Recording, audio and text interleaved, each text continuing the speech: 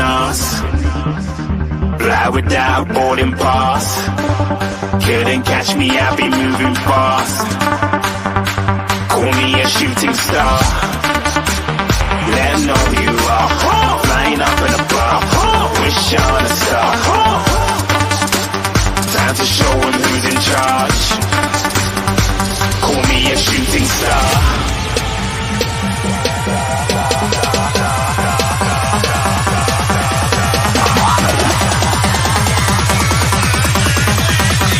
Shooting stars. Didn't even get to cross.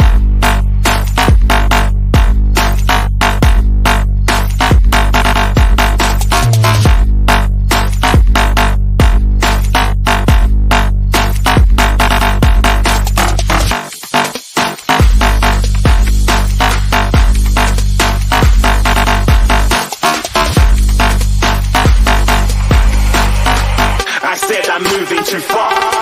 Get to glass.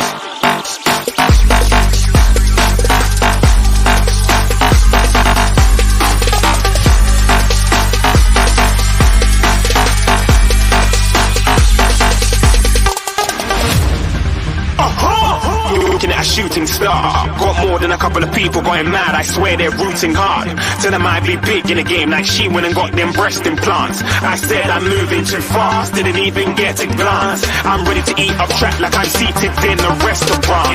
If you had swag like mine, you know it's best to flaunt. We aren't hating because you want. Shining like it's neon. Rock like kings of Leon. Shooting stars across the galaxy. I stand out, so don't be mad at me. Infiltrate, I'm with my strategy. When I turn up, then I just have to leave. Shooting stars across the galaxy. I stand out, so don't be mad at me. Infiltrate, I'm with my strategy. When I turn up, then I just have to leave. Yeah, shoot. Yeah, shoot. Yeah, shooting. Yeah, shooting. Shooting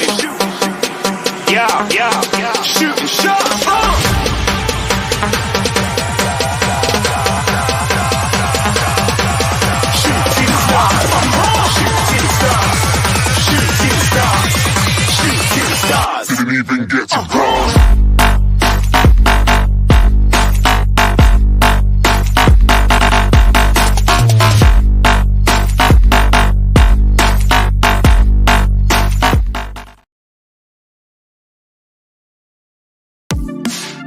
The first game we look for, Robbie. Tottenham away. When we got Tottenham away?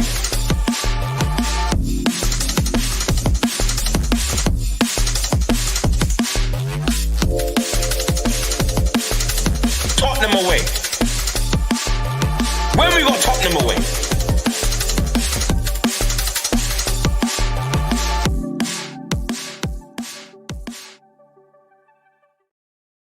What's happening, people? Welcome to Tottenham Away. Best place to be on a Monday night if you're a Spurs fan.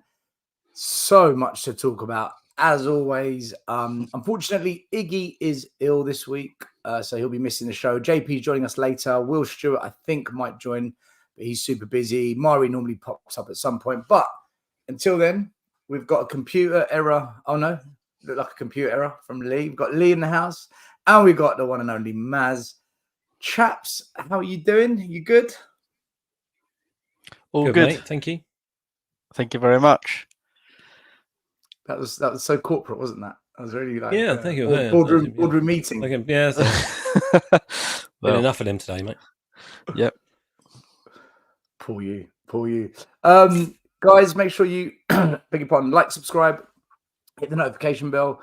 And last week we said thank you to everyone for subscribing because we got to, I think it was 10,000. This week we're at 12,000. So really, Thank you so much to so many people out there.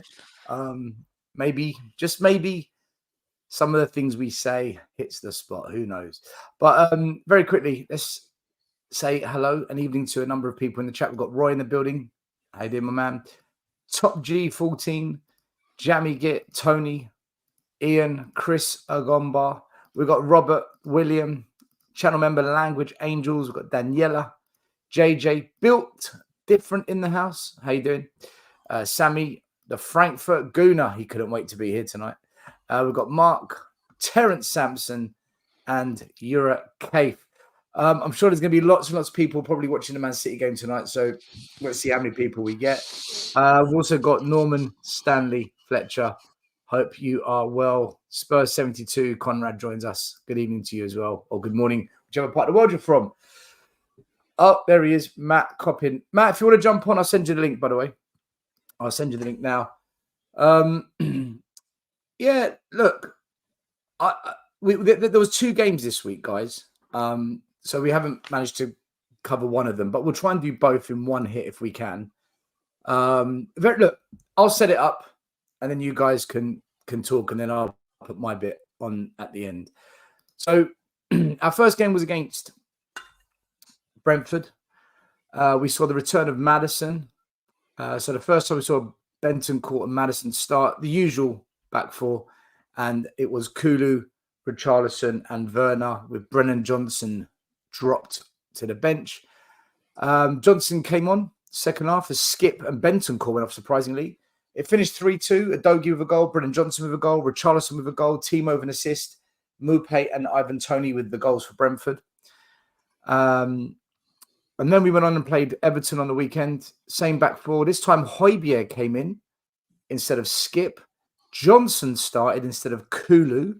And we drew this game 2-2. Richie with a brace, Harrison and Braithwaite with a last-minute equaliser for Everton. So a mixed bag, but some would say similar games where we weren't really in control. We had 15-minute patches of good football and we looked like we were going to dominate. And then we just seemed to go into this phase of we can't get our passing together. The defence begins to struggle under some pressure, and we're not clinical enough. We're not creating enough, in my view, and the midfield isn't controlling games. Maz, I'll come to you first. There were similar games. We were clinging on at the end of both games, didn't really have control. What did you make of it? And we got a bit of an issue at Spurs at the moment because we said, wait till Bentancur comes back. He's back. Wait till Van de Ven comes back. He's back. Wait till Maddison comes back. Guess what? He's back. Pape Sarr, he came back on the weekend. So other than Basuma and Son, the band's back together. Yet we look a shadow of what we were earlier on in the season.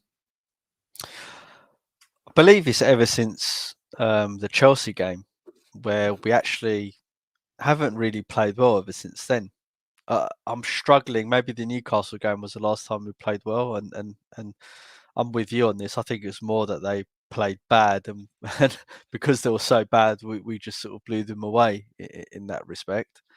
And I know Iki hates us saying that, you know, that we're taking credit away from Spurs in terms of just saying the other team is playing bad rather than us playing good. But that's what it seems like to me in terms of the type of football we're playing. You're right. We're not actually playing well, really. I mean, we're having sporadic moments of play where it all looks good, or we'll start really strong for 10 minutes, but then we seem to almost default back to this conservatism in terms of the way we play, rather than being that really expansive, trying risky things up front. And I think you had a good panel on post Everton game, and I can't remember who it was who said it, but it seems that we're more willing to take risks at the back than we are when we go forward, and that's not what Ange Ball is about, right? And the only thing I can think of is the quality of the players we have going forward lack in themselves individually a big lack of confidence. Let's go through it. Werner lacking confidence, otherwise he wouldn't be at Spurs. He'll be high flying in the Bundesliga, right? Richarlison, okay, you could say he's got confidence because he's scoring goals, but the quality is not there. Johnson, another confidence crisis, doesn't know, you know, maybe the club's a bit too big for him at this stage in his career. I don't know. And then the midfield has chopped and changed so much since the Chelsea game, that none of the midfielders have really had a really solid, good run where they've all performed really, really well consistently. So, yeah, it's a bit, you could say we're a bit lucky to have had the results we've had and not lost more games, maybe. Maybe I'm just being a bit too negative, but that's my take on it. No, listen, it's how you see the game, right? We're not here to discuss how amazing we are all the time. Look, Spurs are doing well for the first season under Ange. From 8th, we're 5th. We're still in a top 4 race. Whether that means anything to fans or not, I don't know. For me, it is about trophies, and we're out of those. But in terms of league position, we've improved. We didn't lose. We didn't lose to Everton. But it's the nature of the performances that, for me, when it's like this, you end up losing games off the back of it at some point. But Lee, how do you see it? Do you think there's an issue at Spurs right now, or is it just it'll all come together once Son's back, everything will click?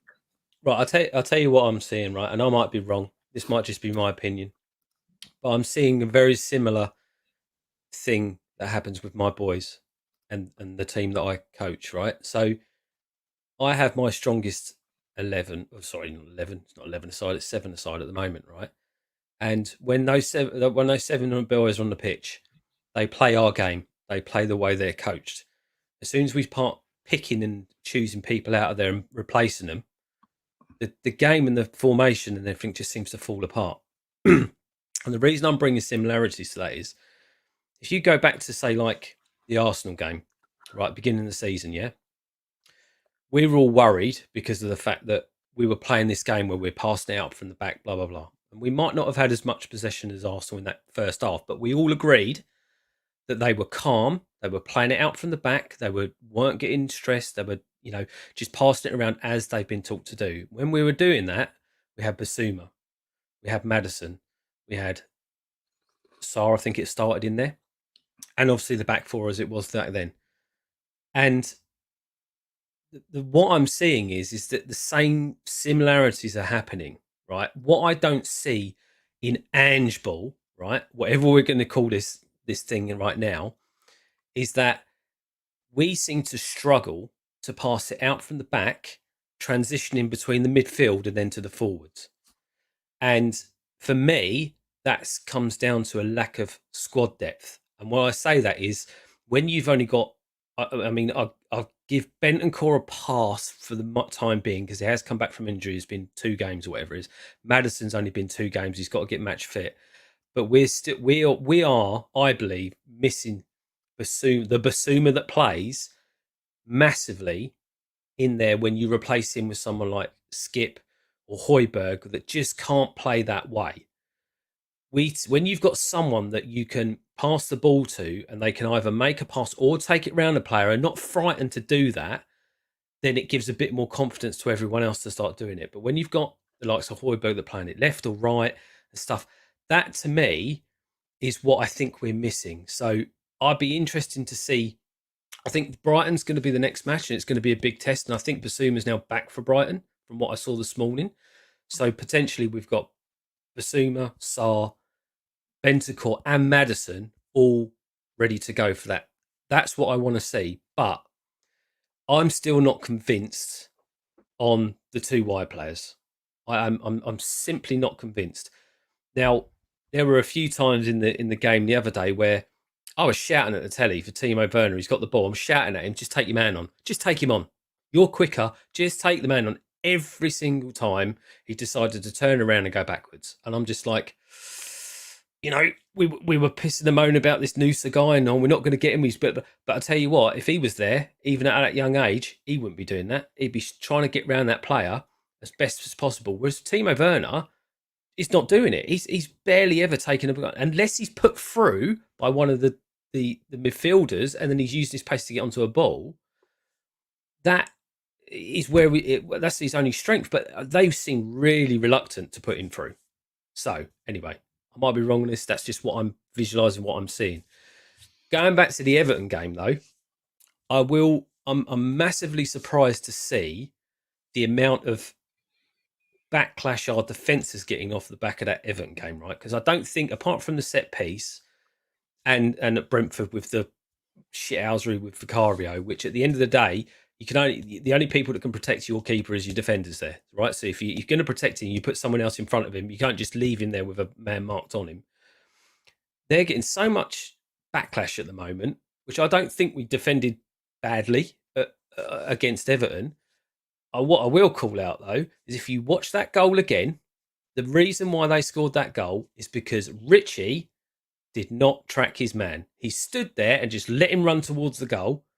That's why that goal went in. End of story. And that's it. That's why we let it go. He was marking him and he just let him go. He stood there. You watch, he stands there and just does nothing. So great 2 goals, but the other end, I'm sorry, you got to do better than that for me. So a few things there. You put a lot of emphasis on the fact that the number 6 role is. Would you say what you said, Lee, is it's costing us, and that one It's specific pivotal. role? It's pivotal to go from defence into that role to then push it out again. We seem to be going too far. You can see Vicario starting to boot it up the field now as well. When he's getting it, he's got no option. He's just kicking it long, which without Richie we always listen, props to the guy. He scored 8 in 7 or whatever it is, and I'm glad he's scoring goals. I still think he has a real problem with controlling the ball, holding the ball up, which if you can't pass it through the midfield and you're going to go long over the top, like you did that sort of whole diagram of how it works, etc., a few months back, you've got to have someone that's competent of coming in and taking the ball, controlling it and passing it back, and then you pride it out to the wings or you go through. That's the bit I'm missing. I just don't see that happening. It's almost like what we were told it was going to be like, and the way that you described it, which I thought was fantastic and it makes sense. That's not happening. It seems to be very disjointed. We're getting it back in pieces, and even if we get it back at the weekend with the midfield, I still don't see the use of Madders if he's not got someone like Son to pass the ball through to. If Richie's just going to have his back to goal, and as you say, the wingers are just. I don't know what it is about them. They just don't seem like they're involved. They don't want to be involved. It's almost like they're going to sleep. I'll tell you what it is. The wingers are a waste of money, and I've stuck by this. I haven't budged on this. And I'll tell you what. I went on We Are Tottenham TV after the Everton game. They got the fan call-in show, and Sim and Barnaby were on there. And I said, "Look, we've made a mistake, right? Signing Timo and especially Johnson is a mistake, right? And mistakes happen." And I explained why. And they clipped the video and they reposted it as one of their kind of short clips, watch this heated debate between Stell and it's got the most amount of views out of anything they've clipped this week, or in terms of fans calling in. And the comments are 70% Stell's toxic. Get this clown off the screen. He's not a coach. He's not it's literally just abuse. And I'm thinking, this is an issue at Spurs because we're not allowed to criticize players, because if you do, it's literally you are the devil. There's a few in there that said, "You know what, Stell, preach, brother. We all know Johnson's not good enough." And I think what it comes down to is that when you play up from the back, I've got the clips here actually. Well, I've just seen some people notice that they're saying they've got to start criticising Ange, but you can't. I don't want to criticise him because there is something. There is something I do want to talk about Andrew regarding the system that I've noticed the last couple of games. We'll get into that. But when you've got a one-man press, you're effectively trying to get the ball.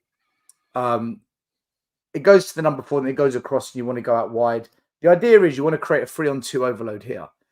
But what's important with this is you need one of the midfielders to drop into that pocket. If Bentancur isn't 100% or Madders isn't 100%, this becomes difficult. When you've got 3-man press to deal with, now you need the wide player to drop to create the overload. Brennan Johnson doesn't do this. Kulu does this. For all the stick he gets, Kulu actually does this. So if Johnson plays out wide, it's a difficulty. I haven't seen enough games to know whether Timo does it. And when you've got an all-man press, and this goes to what you just said, but both of you guys, when the press comes, the goalie then should go right down the middle, and the striker drops to the halfway line. And when the striker receives the ball, the number 9, the 7 and the 8 push in front, the 10 and the 11 are high up, and now you've got 5 on 4. But this bit here, where the striker receives, turns and releases, Son can do that. Richie, this is where we come unstuck. Well, Richie tap-ins and yeah. You're gone, Maz. This is the, and you're right. When everyone presses us, Richie's the wrong guy to get us out of it. Yeah, because he's got a generally a poor first and second touch, and he normally, as soon as one of the criticisms I think I've noticed a lot with our players, and even Ange mentioned this, is that we go down too easy, and then we spend most of the game arguing with the ref. And I think if you just stood up on your feet and turned and released the ball, rather than as soon as there's a bit of contact, go on the floor and roll around 10 times, something could happen. Another thing as well, still, is when we press, I don't feel Johnson presses well enough. He's too slow to initiate, where you need to be quick. And I saw a couple of times where I think Maddison and Bentancur were shouting at him to press, to go up. See, I completely agree with you. And I've been saying for weeks, the kid just does not have enough will to want to get back. And I think that's what exposes Porro, when you've got him there rather than Kulusevski in front of him. Now, give him his props. I don't know if it was against Brentford or Everton. I think it was Brentford. There was little inklings of that coming in. You could see him getting back, and you could see him covering. And then as soon as it came to sort of Everton, it was gone again. It was like he didn't want to. And I was just like, what? You can't play one way one game and then another way. And to your point about Timo Werner, I swear the only place I hardly ever see him is just literally stuck to the line.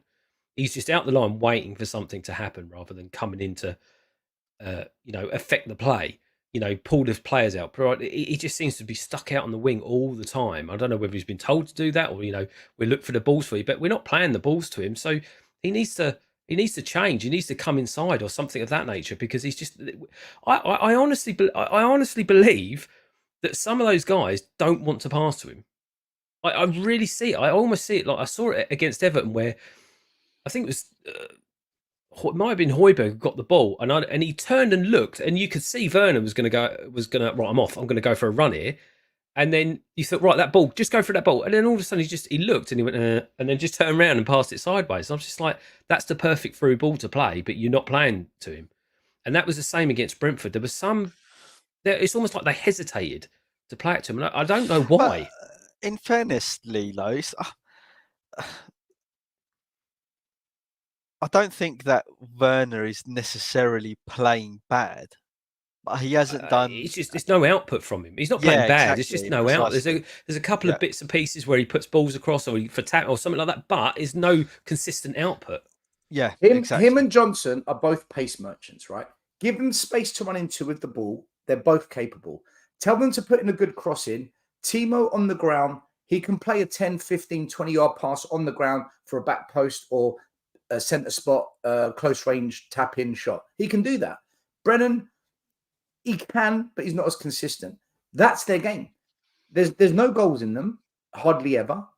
Maybe a close range, like Brennan scored from 2 yards against Wolves, 2 yards against Brentford. There's no kind of 10, 12, 20-yard creativity or goal from that range from either of them. They can't beat a man. I don't see them, maybe in a foot race, maybe, but with a bit of skill, a bit of agility, some trickery, there's nothing there. So it's all, and this is what I was saying on We Are Tottenham TV, and it just went over everyone's heads who was watching the show. I said, we don't play with wingers. We play with 3 up top. They're attacking forwards. One sits on the left, one sits on the right. They're not wingers. Their job is to pick up the ball and get creative. to score goals as well. You look at Liverpool when you've got Jota, Diaz, Nunes, or Man City when it's Foden, Grealish, whoever they want to play, Haaland, Alvarez. They can all score. They can all beat a man. They can all create. They're all forwards, but there's one of them who's just an out-and-out striker. One who's a bit more of a striker than the rest. It's a bit like back in the day when we had Dele Alli, Kane, Son. They all create. They all score. I look at us now and I think we're so off the mark with the attacking three. And it's amazing that how our inability to beat really a low block, unless we're on a fast counter attack or a fast. That's what we're playing, Mez. You get what I mean? Yeah, at the moment, that's what we're trying to do, a fast counter attack, because we're using those two as just a way to get out quick and then put the ball out. But you're right, Estelle. My vision when we both looked at this of the way that Ange plays is that he plays with a three across the front that basically they can interchange with each other, right? There's no fixed position. It's like you interchange across the front, and then you're using your midfielders and your number 10 to put the balls in and put them through the little pockets and stuff like that. And they just seem to be wedged out on the line. And it's almost like we're all this space in front of the box. We're just missing out on utilising it. It's complete, like I'm either going down the wing trying to do something or I'm not. And there's no fluidity to it. Lee, does this not remind you of a little bit of when we certainly got possession of the ball, a bit like the Andres Villas-Boas team, where we had like 70% possession and we're just ticky-tacking it around the box. Nothing's happening. Should go from one end to another, one end to another, one end to another. And they're almost, it seems to me that they try and create an overload or a triangle at the edge of the box, trying to like always do these delicate through balls through to beat, that low block effectively. And 9 times out of 10, it never ever works. Because look at all our goals.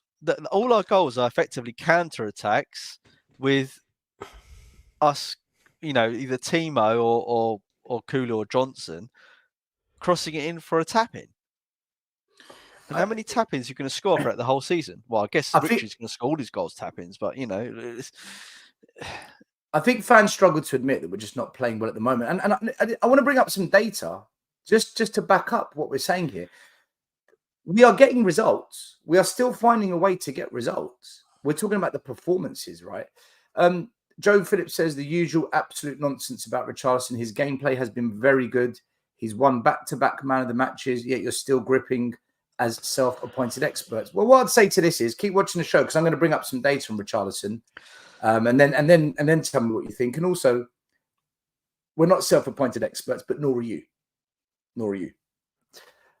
So all I would say to that, Stel, just before you move on quickly, is listen. As I said, props to Richie for scoring. Right? We all joke around him for tapping against the bottom fantastic. Half team. Yeah, against fantastic. The bottom half team. That was a great goal, well taken goal on against Everton. Really was really fantastic. But for every goal that he scores,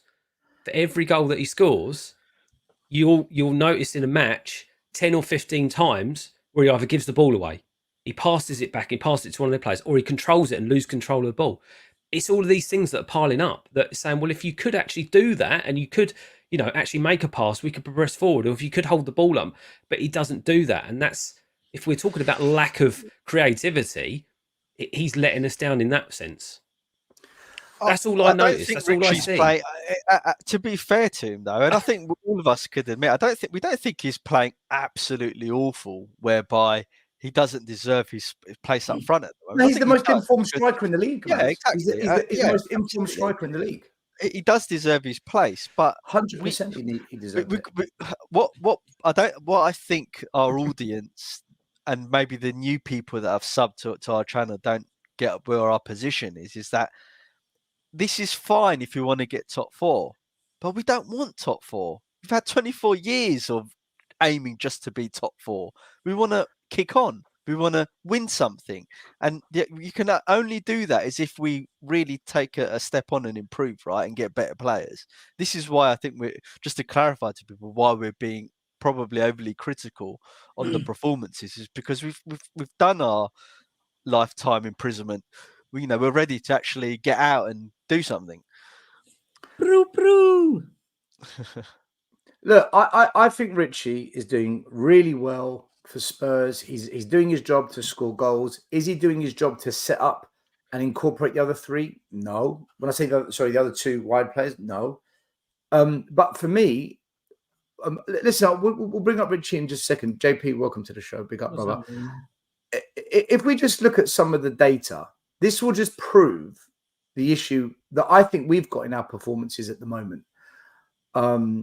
If you look at the Brentford game, we had double the amount of shots to Brentford, but the exact same on target. Who is taking those shots? It's the front three that have taken 80% of those shots. When you look at the number of passes, we had almost triple the amount of passes, and that's reflected in the possession stats because we had almost 70%. Again, almost 3 times their possession. When you look at clear-cut chances, we had 1. Brentford had 3. Who's creating those chances? Well, now you're looking at the attacking mid and the wide players. So when we say they're not doing what we need them to do, this backs it up. And when we go to the Everton game, it actually gets worse. Our possession dipped massively. We had 55% possession. Total shots, we had 5 less shots than Everton. Again, 80% of those shots come from Brennan, Timo, and Richie. We can't really put Richie in the equation because he actually put 2 in the back of the net. On target was about the same. But clear-cut chances, yet again, the opposition has more clear-cut chances. So we're not creating, guys. It's almost... When you put the Brentford stats and you put the Everton stats, it's almost a replica, with Brentford being the Everton game being slightly worse. And when we go to, this is a different breakdown of the attacking stats. Everton had double the amount of dangerous attacks, and they had total attacks 126 compared to our 97. That's almost 30 more than us. So that's pretty damning. That is going to happen, though, isn't it? Where we played a high line.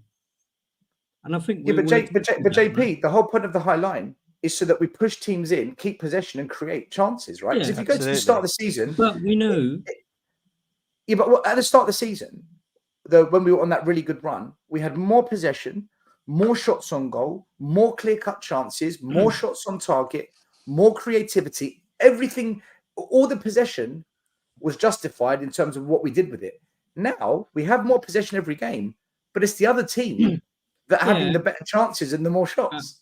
But would you say it's fair at the start of the season we had Maddison on fire, we had Sonny who was there as well? Yeah, we said this earlier. Nobody played in midfield. But Maddison's back, Bentancur's back, Van der Ven's back.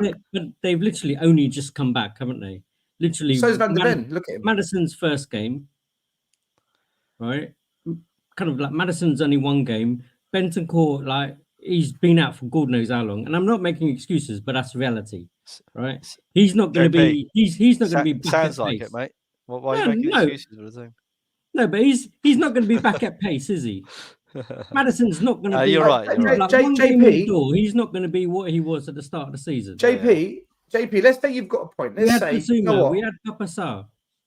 Now we've got Skip and Højbjerg. But this has been happening throughout December as well. When we had Pape Sarr, when we had Basuma, when we had them players, right? It's got worse because we've lost Pape Sarr, Basuma. But let's say you make a valid point that, hold on, we haven't got an informed Bentancur, we haven't got an informed Maddison, wait for Pape Sarr to kick into gear, right? That argument has validity.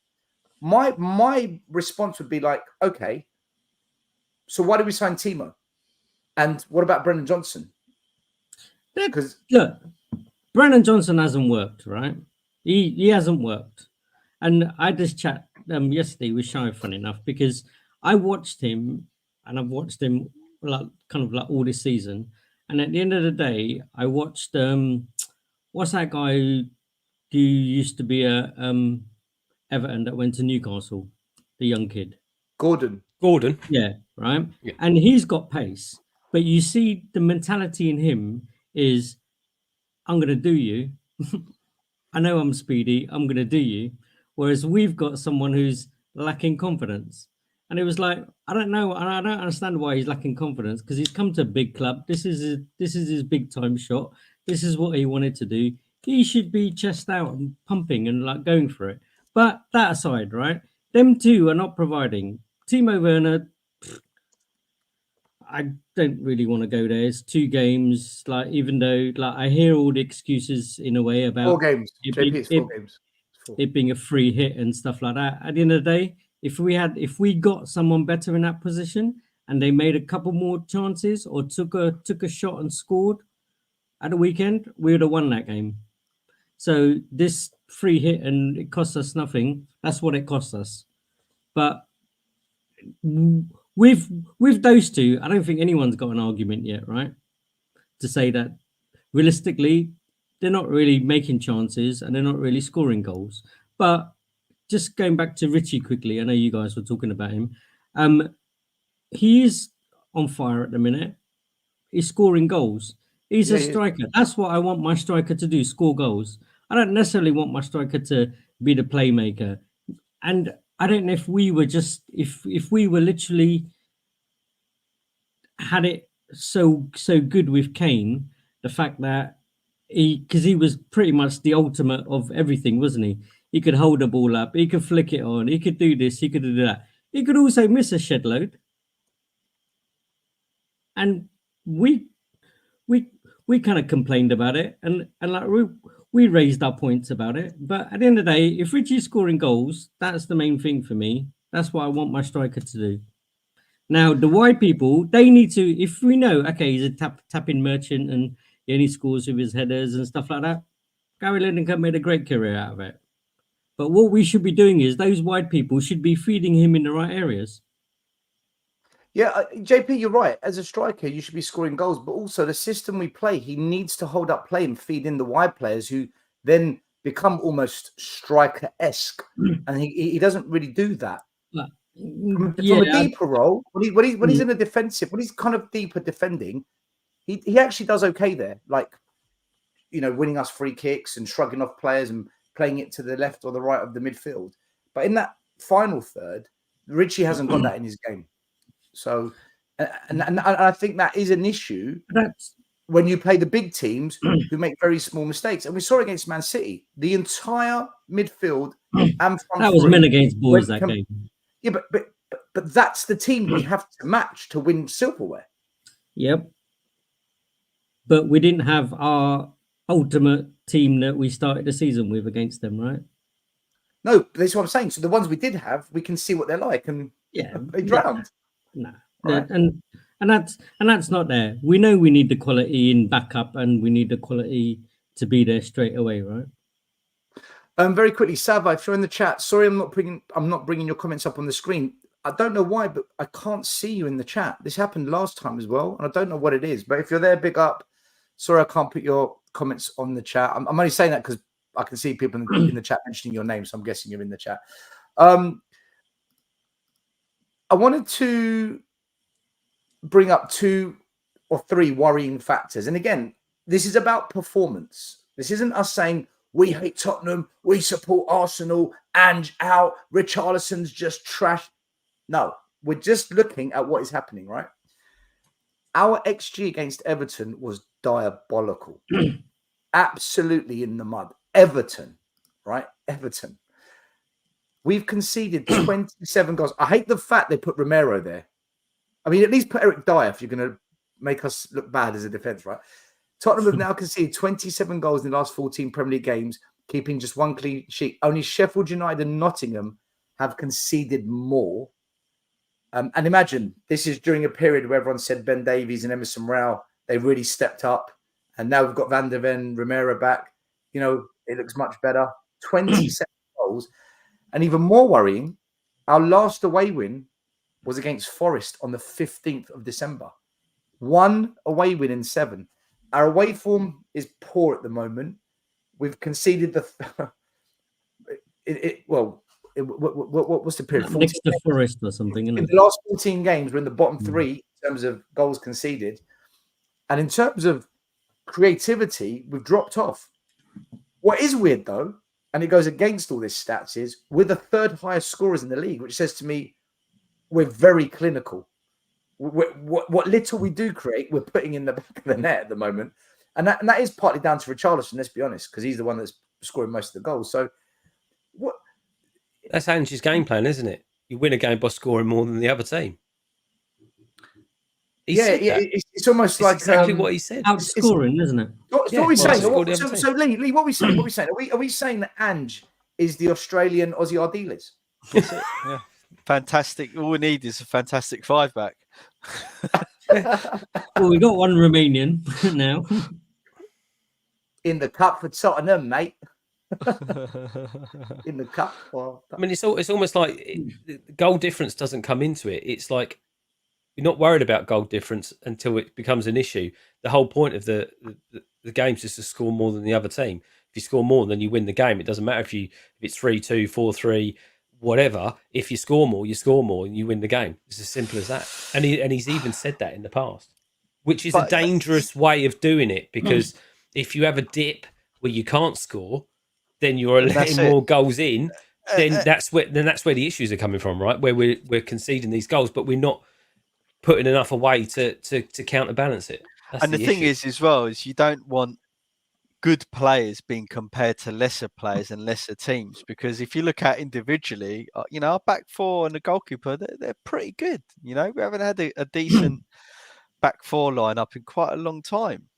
Since Prime Poch era. So, you want them to be defensively sound for their confidence sake, right? And that breeds confidence into the rest of the team, because that they see the headlines and the Twitters and the Sky Sports stats and all that stuff that as well, not just us, and that can play into their psyche. See, I also think mentality-wise, it also comes down to, right. Imagine this: if you're playing a match and you've got someone, like, I'll go back to him because I think he's one of the best players at doing this that we've ever had at our club. If you've got like a Moussa Dembele, right, who's taking passes in from the defence into midfield, that boy can just walk it past the player, right? He's one of those old school guys that could just walk it past the player, and then you transition him forward and you're moving forward. When you've got a player in that role right now, that you're basically, every time he gets the ball at his feet, every other player's like squeaky bum time. What's going to happen to it? Where's he going to go with it? Is it going back? Is it going forward? Have we stopped now? Is the momentum stopped? It's always going to have an effect on players. When you've got those players that you can rely on to progress forward and move it forward, then it becomes a lot more fluid. And I think that then, the mentality of it's like, right, he's going to get the ball. I know he's going to try and go forward. Whereas other situations, it's, where's he going to go? Is he going to go sideways? Is he going to go back again? That's what I was trying to get to, the point of having those people in there right now that don't really complement the way that Angie's trying to teach them to play. It's all, I don't know. I think the quality of our defensive mids is a issue, or has been an issue, I would say. I would like to think, and I would hope, that once we get your Basumas and your SARS back in the team, with Bentancur back up to speed, and now that we've got Maddison as well, who can then, not only do they protect the back and can win the ball, they've got an outlet now to give it to Maddison to be able to create something. So then there's that little bit of transition there, because at the moment the way I feel is that we don't, because we literally play with two defenders, right? Because those two are like number 10s and kind of like they're up there all the time. And who've we got as our holding mid? Problem is, JP, is that I'm not sure that when Basuma coming back is going to be good, because he's not in good form. He's got malaria at the moment. He had malaria, right? Yeah. He was playing bad before he went. He was playing bad before he went away. He's got a lot to do to come back, and it's going to be another 3-4 games of him rebedding himself back into the team and picking up form again. And before you know it, the games are running out, right? Has he played much in the AFCON? But would you say he's still better than Højbjerg? Half, I think. Half against is ill for a bit as well. I don't think there's a I know doubt he's ill about at the beginning. Yeah. I don't think there's a doubt about that, though, JP. I'm not questioning his quality. It's just whether he's on form or not, because we've seen an out of form Basuma is, he makes mistakes, and because his in form period is so good, it makes his out of form period look even worse. He's not consistent like Dembele. Basuma hasn't been good for a while. And the difference is I think Lee made an amazing point. I mean, Dembele is I think he's one of the greatest midfielders we've probably ever had. It's just a shame we never won anything with him. But he was so consistent. Like I can't even remember a bad game from Dembele. Now it may be looking back with rose-tinted glasses, and that we don't have him anymore. But I've watched Spurs for a very long time and watched nearly every single game, and I can't remember Dembele having a really shocking game. He normally played 6, 7 out of 10, and then when he was playing well, he absolutely dominated the whole team. I'll tell you what, this dominated the whole team. This may be an unpopular opinion right now, and I know we can't tell, but based on what I've watched and what I've seen of this young kid, Bergvall, that's the kind of player he looks like he's going to become when he's older. I think he needs time. He needs time, but Lee, I'm going to bring up the transfers. Actually, he's one player I do want to have a chat about because a few things have been said. I just wanted to quickly jump on this from Kuva Defender, who says context for reference in big bold letters. City have not kept a clean sheet in 11 games, perhaps a league issue still. No, I think what it is you've cherry picked one of the 3 areas I looked at, which was our XG, creativity of good chances, goals conceded, and away wins. When you put that all together, City don't do all of those 3 as in a bad way the way we have. So you pick the one where you can compare us to City. Compare all 3 to City, and you'll see a very different picture. By the way, they're 2-1 up against Brentford. They've turned it around away from home. So that's what champions do, right? And we turned it around against Brentford as well. One thing I have noticed with Spurs, and this is one thing is this on Ange, or is it a case of the players aren't following the instructions correctly? I don't know, but we'll see. Against Brentford, we brought on Dragusin and we went to a back 3. Against Everton, we brought on Dragusin and we went to a back 3. When we did it against Brentford, we were 3-2 up, and then we were under the cosh. With the back 3, we were under the cosh. Brentford had a glorious chance at the end and they missed it. Actually, Burnley as well, when we played them in the FA Cup, they had a glorious chance last minute and missed it. Against Everton, went to a back 3 and all the pressure was on us. And what I noticed is that every game we play with the same formation, 4-3-3. But when we bring on Dragusin, we don't take one of the front 3 off. We take one of the 3 in the middle off. So I think it was Maddison that came off for Dragusin, or I got that wrong? It was 2 players, wasn't it? It was they'd done a double sub, I believe. Was it Bentancur and Maddison that came off? No. Gil and Skip came on, but then Dragusin came on for the other. I can't remember now. Whatever it was, we always seem to take off a midfielder for the centre back. That's exactly what I said, though, still, isn't it? I think I said that in the WhatsApp in our group, and I said, why are they going to a back 5 basically? And sacrificing the midfield and us having no midfield for the last 15, 20 minutes of the game. But Maz, the problem is, it's not that we don't have a midfield, because we've still got 2 midfielders on the pitch. The problem is we're trying to play out from the back into the midfield, but you've got less players in the midfield now. So if Everton push into the midfield, they've got an overload on us. They've got 3-on-2 on us. Whereas we had 3-on-3, or we had 3-on-2. But we don't. Yeah, that's what I meant, though. We don't have a midfield in that sense, right? Because we're constantly overloaded. So then they're constantly defending, right? So why are we playing it out wide? Oh, this is it. Play it out wide. Like this is what happened. We kept playing it centrally against Everton. We kept playing it centrally against Brentford. We did that against Brentford in the first half. Everything was down, like straight down the middle, right? JP, that's not an issue as much when you've got 3-on-3, or we've got 3 against their 2. But when we've taken off a midfielder and we're playing it into the midfield, I'm thinking, hold on a minute. We're going to lose possession, and we did. and then they go wide, then come on us. Surely you just play it out wide and up the channels, or long and wide, and let Timo and Brennan hug the halfway line, touch line, and then go. But we weren't doing that. We kept playing in the middle, and I don't know. But they don't take on a man because we played it out wide, and what happens is we play it out wide to them. They run forward, then they stop, and then go back, and that's where it all breaks down. So I think if you rewatch the 2 games back, still they do. I'm talking about the last 10 minutes when Dragusin comes on, right? Not the whole game. Yeah, and that's what I'm referring to. If you look, if you look at if my memory serves you correctly, we do play it out wide, exactly what you said. But those 2 specific players, because they're going to your early point where they don't take on the man and create that attacking opportunity in that space, they just stop and knock it back, and that's where we get in trouble. Because that whole move breaks down quickly. Because to do that, you've got to move it quickly, right? And we don't. I don't know whether this Dragusin coming on, sacrificing midfielder, and then how working. We then play out from the back doesn't look like it's working, does it? And I think it's because we're not using the width.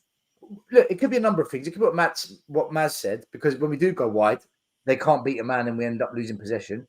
It could be because the midfielders and the wide players aren't listening to instructions, or it could be because Ange isn't telling them that. Like, guys, you've got one less player in midfield. Don't try and play it through the middle. Use the wide areas. I don't know, because we're not in the training. We're not in the training ground. We're not in the dressing room. We don't know, but it's something that's happened 2 games in a row, and in both games against Brentford, we were lucky not to draw. Let's be honest, we were lucky not to draw that game. And Everton, they did get the draw. So it is something that I don't think we can keep doing that, because we're beginning to not get away with it. Conte got criticised for this, didn't they? Same team, same formation. Everyone knows how we're going to play, and it's sort of happening with Spurs at the moment. I can see shades of this repeating again. If I speak on Conte, all hell's going to break loose in the chat. I can't. I can't. No, but you can see. You guys talk about Conte. I'll let you lot do it. You can take the photos. Well, anyway, Lee, what do you think about tactically when Drago comes on? Because I don't think personally that's a good move, and he also looks uncomfortable, like he doesn't really know what he's doing because he hasn't had that game time, right? I personally would. I see, if you're going to do that, I personally wouldn't go to a back 3. I would stick him as like a defensive midfielder in front of the back 3, cover the front of the box area, and then out a bit. If that's what you want to do, if you don't want to progress forward anymore, you want to just ride the game out, then stick him as like a take Højbjerg off and stick him in his role, and just say to him, sit in front of that back 2 and just protect him across the front of the box. That's all you need to do. Because as soon as you put him in a line, then as Stel says, you've taken the midfielders out. You've got a massive area of space in front of the back 3. You're then inviting people to come in and shoot. You're inviting them to play it across the front of the box with inviting that pressure. Right? Yeah, exactly. So I'd stick him in there. Even to the extent I'd go, if that was the, because you know how much we love Eric Dyer. If he was still at the club, that's what I would do. I'd say, Eric, go and do what you used to do for us. Sit in that number 6 or that DM role and just cover the front of that box. And just, that's it. You don't close down the shots, break up the possession in front of the box. But he doesn't. As soon as you put them in the back 3, then they sit back. And now we're sitting back in the box. And now we're inviting pressure on. And that's the issue. And I'm going to go back to this again. The Everton, you're all going to hate me for saying this again because I'm just repeating myself. The Everton draw was all down to Richie. Still, go into WhatsApp and go and have a look at the images. Right? I saw it straight away. As soon as it happened, that there is nothing to do with our defence. That's another individual error. And that's what we've had a lot of this season as well, individual errors. Yeah, but Lee, that Everton goal was coming though, wasn't it? No, you can't say it's coming when it's in the last minutes of the match and a player who's one of our players who's marking a man decides to move 2 foot and not run with him, and then he's open. He could have done anything, just a little nudge or anything to put him off scoring. That's an individual person not tracking that player. Yeah, but could we not he say was free. Could we not say the No. person that lost possession and gave Everton the No. ball is to No. blame? The person that No. didn't shut down the cross that came in is to blame. I Vicario could have think done better. Lee's got a I point. would personally say it's Kulu's fault because it was a lazy foul. Yeah, absolutely. You shouldn't be making fouls like that in the absolutely, JP. You shouldn't be making 90 minutes But or whatever. once it's You done, should not you be got to making keep on fouls your like that. man. You Yeah, got to concentrate on your man in the last 5 minutes of the game. You can't dig on the defence for an error of an individual. At the end of the day, Romero got up and challenged for the header, and he got the header. But it just so happens that the person that Richie was supposed to be, marking, he just completely left him to go towards the goal, and he had a free header. That's I'm sure Andrew's thinking in the back of his head when he's looking over there, why have you not followed him in? You were arm in arm with him, and you just let him run. You let him go. But that's what I see. That's what I see when I watch these matches. That's what I see when there is a pattern. they're doing the matches on the Sunday. It is what it is. There is a pattern there. Once we bring Dragusin on, it's almost back to the walls and inviting pressure and kind of like once you do that, you're giving up that initiative and you're giving up that control. JP, I honestly believe it's because when we do get possession of the ball, we're trying to plug it into areas where we're outnumbered. And I'm baffled by it. And then all we do is we invite them back on again because we lose jumped possession. into them, isn't it? As you get the ball, play it to your midfield, beat that press and carry on, right? So and the players you want, it's almost like they're doing the same pitch, way, but there's one less player there. JP, and the thing is as well, to add to what you said, is the players that you want to be on the pitch to do that get taken off. And like, do you know what? I'm 50-50 with Maddison because I did watch Iggy's video and I know he was pissed because obviously like he took off Maddison and it seemed that at that point suddenly the game turned. I don't think Maddison had any more in the tank, JP. I think and that's what I was going to say. Do you know what? It's kind of 50-50 for me because at the end of the day, he's only just come back. That was his first start. Potentially, and like you don't know. If you carry on going to 100 minutes, he could get injured again, or he could kind of like get a knock or something like that. And then you'd go, well, why didn't? Yeah, fair enough. We could have won the game, but if he's injured, he took 2 knocks during the game as well, where he went down holding his ankle, where they took him out when he was on the attack. So look, I think when I see Benton call Maddison go off, I just think, you know what, you're not 100% fit yet. You're not there yet. You need 4 or 5 games. But you can understand it, can't you, with the injuries that they've had and the fact that Maddison's only. My issue is what we've got on the bench. Yeah, that's 100%. My issue. Why there's no creativity or no controlling midfielder on that bench. See, Skip come on. This is my point as to why. I can't blame Ange still. I can't blame Ange, and I had exactly the same. It's exactly the same as the way that I discussed. We go back to Conte, right? As I said last year, you can't expect to get a world-class manager to win something with players that can't play his way, right? That was this whole issue, and it's the same with Ange. If he's got a philosophy, great, but we can't blame him for bringing on subs where they're not up to the standard to play his philosophy. They're there just to do a job because it's the only choice he's got. And it will go back to the argument of, well, why doesn't he bring the youngsters on? Well, because they're not ready. So we can only bring on a Skip or a Højbjerg or someone like that. It's as simple as that. So until he's got his full squad, which won't be until next summer, once we go into next year and he gets players that he wants, etc., then we can start being overly critical of him if it doesn't work. But at the moment, I can't be absolutely critical of him because he's only playing with what he's got. Yeah, but if he's got players out, no excuses next season. Well, no, I think there is because we're only going to play 41 games this season. We're going to play more now. We're going to play more next season. Over 50. So the players that he does get in, he'll need that just to maintain this. Exactly. So I don't see how we improve. If we've got 11. If we know that we've got 11 now, maybe a couple that we need to tweak, then it's the depth. It's the depth that we need to bolster.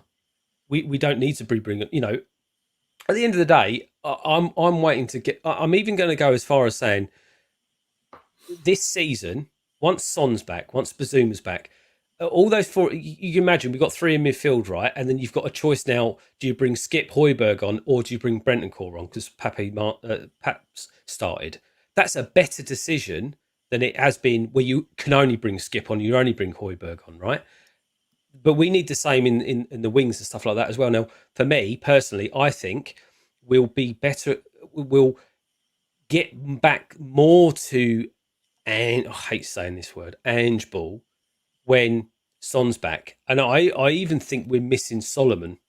I know a lot of people don't rate him, but I think in that left, if you're not going to play Son out there with Richie up front and you're going to put Son back up front, I think he provides more in terms of going forward than Timo Werner does at the moment. And then on the other side, that means that Kulu will have to start on the left because Johnson's output is just not good enough. And Kulu is one that can cut in and come in and connects up with your striker or your number 10. That's the missing component. Johnson gets it, and it's off. Don't really know what he's going to do with it.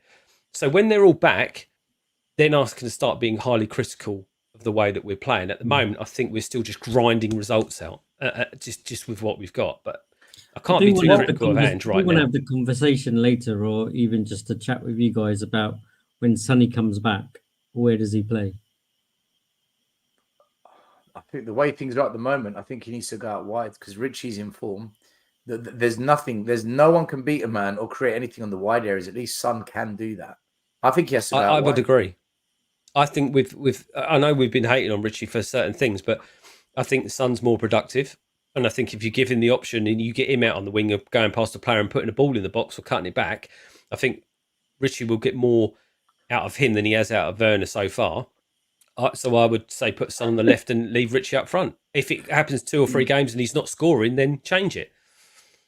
I do want to say something about Richie, Timo, and Johnson, and this is why I stick by what I've said all along. Right? Just have a look at this, and then we can have a quick chat about it. Let me make this a bit smaller so everyone can see. There we go. Oh, that's too small. Can I make it bigger? That's too big. Why is it so big? Right. If you look at, I've put this together. These are the bottom teams in the league that we've played, home and away, cup games and whatnot. When you look at this, Richarlison and Johnson pop up a lot with goals and assists, and they have an impact in the game. There's no doubt against the bottom teams in the league, so this is the bottom 8, Johnson and Richarlison, they deliver for Tottenham. When you then go to the more middle row, the mid-table teams, Johnson pretty much goes missing other than a goal against Wolves. Richarlison, a couple of goals, and that's 1 goal, 1 assist. So Richarlison, he has a dip, but he still gives us a little something. Once you go to the top teams, I know Richie scored 2 against Newcastle, but if we're all going to be honest, that Newcastle team was broken. That wasn't the Newcastle team that played Arsenal and beat Arsenal 1-0 a few weeks before. But in general, Johnson completely goes missing and Richie takes a massive dip. If you look at this, you can see Richie's name everywhere. Goals and assists. All you see is Richie's name and Johnson's. As soon as you get to the top teams, nothing. And this is my issue. But you know who does step up in these games? Son and Porro. And Maddison with 2 assists. And bear in mind, Maddison didn't play in any of these other games. He missed them all because of injury. So Maddison only really played in that Arsenal game, and he delivered. So for me, if I'm going by what we've seen so far this season in terms of goals and assists, it's Son, Porro, Maddison who turn up. Kulu, Richie, nothing. Timo hasn't turned up either, but he's only played a number of games. He's played against 2 bottom teams, Everton and Brentford. He got an assist against Man United mid-table, but the one top-tier team he played against, Man City in the Cup, nothing.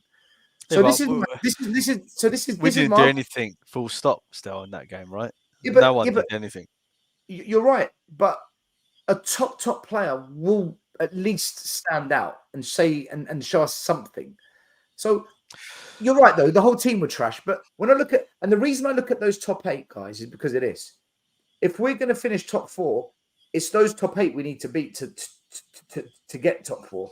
If we're going to win trophies, it's these top 8 teams you're probably going to meet, or maybe a Chelsea or Man United mid-table team in the semi-finals and finals. Yeah, and this is my and you can come in next, Maz. So my argument is this: they have shown me nothing in those games. We've got to play Arsenal at our ground, Villa away. We've got Brighton this Saturday. We've got Liverpool away. We've got Man City at our ground, Newcastle and West Ham away. Right? They're all the top 8. We've still got to play them all, and Chelsea away, one of the mid-table teams, and Wolves at our ground. So we've got 2 mid-table teams and all of the top 8 to play. If Johnson, Timo, or Kulu, or Richie, if they turn up in those games, at least 50%, you can all come on here, Stel, you're in the mud, you don't know what you're talking about, you're a clown, go for it. But if they don't, it fully backs up everything I've been saying about them. We will see. We will find out. But so far, they haven't done it. They haven't. So I think this is a symptom of 2 things. One, Harry Kane leaving Spurs, because Kane did turn up against the bigger teams. Obviously, he was, our best striker. Son and Kane. That's it. And the second thing as well is that the person that really split the defenses open and created things aside from Maddison was Son, right? And he's been out. And as soon as you take someone like Son out that team, that really causes defenses a problem where they have to think, right, who's marking Son? You can't leave him on his own, yada yada yada. They almost know what the other 2 are going to do, which is not much. And I think it's a combination of those 2 things is what we're seeing at the moment still. So to back up your point, yeah, I think you're right. I think we are going to struggle against the top 8 teams, and we desperately need this summer corrective action. We need to get a world-class striker. We just do, or a top striker, and maybe not just one. Maybe we need 2 top strikers, because certainly when we got Champions League and or European football and we want to challenge for the cups, we can't have the same squad as what we're doing. We need better. Sorry. Listen, Maz, I fully agree with you. Cuba defender. Now you're just telling lies. Absolute lies. Most teams are crap. No, they're not. The top 8 are 40% of the league. 40%. Mid-table is 20%. So that's 60% of those teams, Richie and Johnson, do not turn up against. So if you'd say only scoring against crap teams, i.e. 75%, that is an absolute lie. That is utter nonsense. You're making up numbers now to try and argue a point that you can't argue. This is a non-issue. It is an issue because they're the teams you have to beat to get top 4. That's the difference between top 4, Europa Cup, and no Europe. And like I've said, if you want to win trophies, look who's in the final this year. Chelsea, Liverpool. They're the teams you have to beat to win the trophies. The FA Cup, I guarantee the FA Cup this year, those top 8 teams, 4 of those, maybe Man United, if they creep up, will be in there. I guarantee it. Same in Europe. When you get to the semi-finals and finals, there's no Mickey Mouse teams.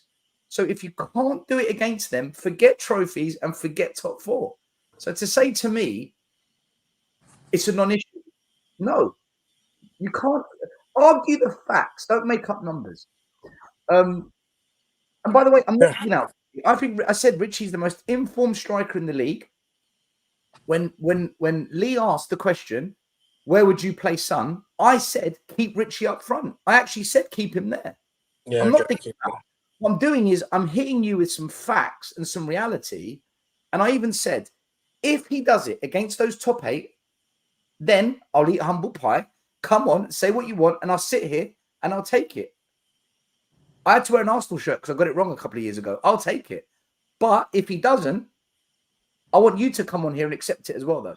Can't just be a one-way street. So I think, and I know I just jumped in with our fan base because, I thought about it. I've been on a couple of shows, did a show, and people are like, okay, you're being too hard on Richarlison. And, you go back 2-3 months and everybody universally like, what gives with this guy.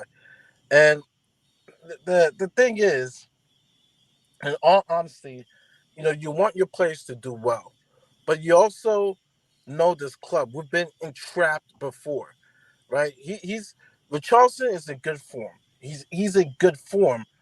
But what frustrates me about our fan base, is that okay, he's in good form. Now it's like, okay, we won't need a striker for next season, and it's jumping ahead, and I get that, and there are those who are like, okay, he's world class or whatsoever, and those are the ones who are extreme. I just think right now, in regards to Richarlison, celebrate. Okay, he's scoring goals, right? When Sonny comes back, right? Sonny is going to have to be out in the left, right? Because Richarlison, when he played out in the left, really didn't do much. Right now, he's finding his groove, so it's kind of like don't rock the boat, and we got to play that through the rest of the season. We got to go with it for the rest of the season. Will it be enough for top 4? I said, and I'll say it again, Sonny makes the difference in regards to top 4, because despite the brace of Richarlison, we still needed more goals. We still wasted all the possession that we have, wasted. And having Son back, someone who's clinical, is going to help us, possibly solidify top 4. But it's like I heard someone say earlier, we're like a car. We're playing like a car that accelerates with no brakes. We're scoring goals, but we're leaking goals. We're leaking goals. Is it because the midfield's not playing well? That's in front of the defense. We rate Romero. We definitely rate VDV, right? Poro has been better, and Udoji. Why are we giving up so many goals? Well, maybe because the midfield is struggling right now, and so Basuma is going to come back. If we could get the first 10 games Basuma along with Sarr, because everybody's raving about what Arsenal's midfield did to Liverpool. Our midfield boss Arsenal's midfield. We did. Madison, we went toe to toe with Madison, Basuma, and Sarr. We went toe to toe with these guys. So, we need to get these players playing back to, and we keep saying when these players come back, but they haven't been back to form. Hopefully, these players will get back to form, and we can, at least, continue to keep our European place.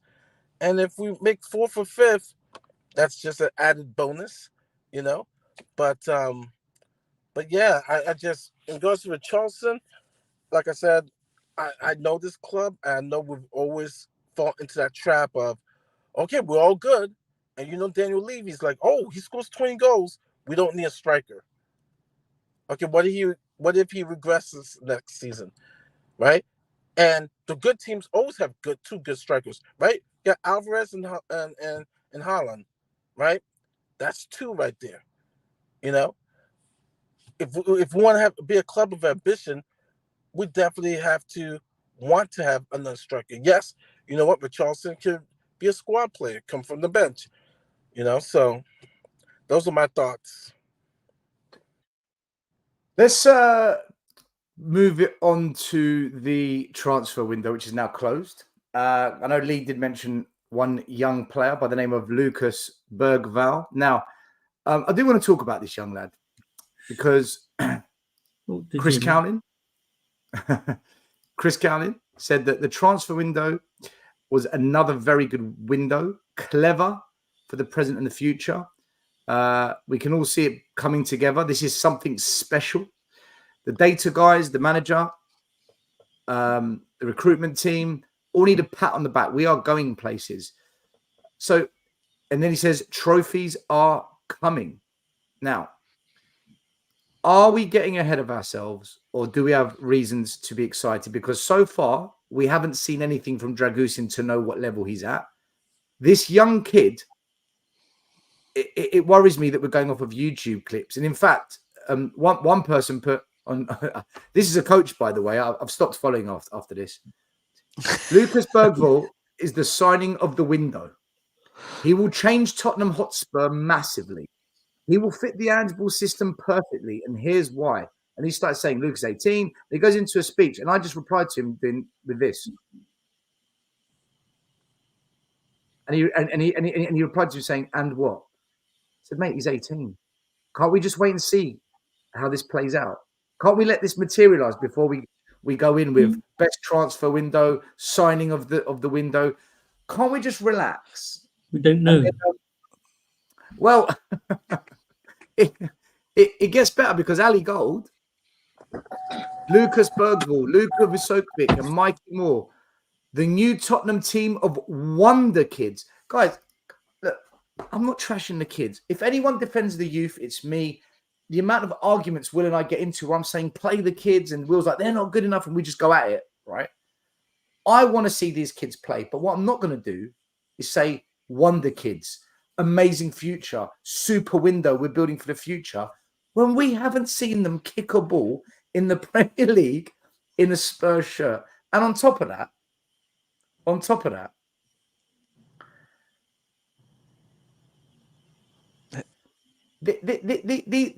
this Swedish young football player, if we go off of YouTube, he looks really good. A bit like Nusa, looks really good. But I want to see him play back-to-back games, not one or two games, 10 games in a Spurs shirt, where he stands out and we go, wow, this is a player on our hands here, before we start going in with this wonder kid. You remember about 20 years ago when we were growing up, teams always signed young players, and the conversation would go like this. JP, what's up still? Hey, you heard about that 18-year-old Swiss kid we signed? Apparently he's really good he's got a good left foot, scores a lot of goals. Yeah, I heard about him. Be interesting. Conversation done. It's over. Now you sign an 18-year-old? Mate, have you heard about this wonder kid? Oh, mate, his XG this, his left foot that. He's the next Messi. Mate, you wait and see. He's going to be better than Thierry. What's happened? Why have we lost the plot with young players? Like stat websites, YouTube, and SofaScore, and XG, and it's just social media, isn't it? No. I mean, I've seen. He could be the next Harry Kane. He could be the next Harry Kane. He could be a Steven Bergwijn. He could be an Eric Dyer. We don't know. We just don't know. Still, do you remember when we signed Nkudu? Oh yeah, and the other one, Clinton NG. And NG. Clinton. Listen, still, the same with this kid, right? As I said, from what I've seen at his age, he certainly looks like he's got the potential to fit in the system in the way that we want people to play, right? 100%. But you're absolutely right. As soon as we put these titles above him of wonder kid, and he's going to do this, it's so much pressure on a young kid. Not even walks in the door. He's going to get here in July. He's going to be like, wow, I've got to perform. I can't make a mistake now, because otherwise you're going to say I'm useless. One bad game and everyone turns on him. It's uncalled. It's just not right. One bad game and Stell's going to call me out. I can't take it. I've got the mud picture coming, Stell. Don't worry. Chris Cowling's got 110,000 followers on YouTube. Alistair Gold at Tottenham London have got 150,000.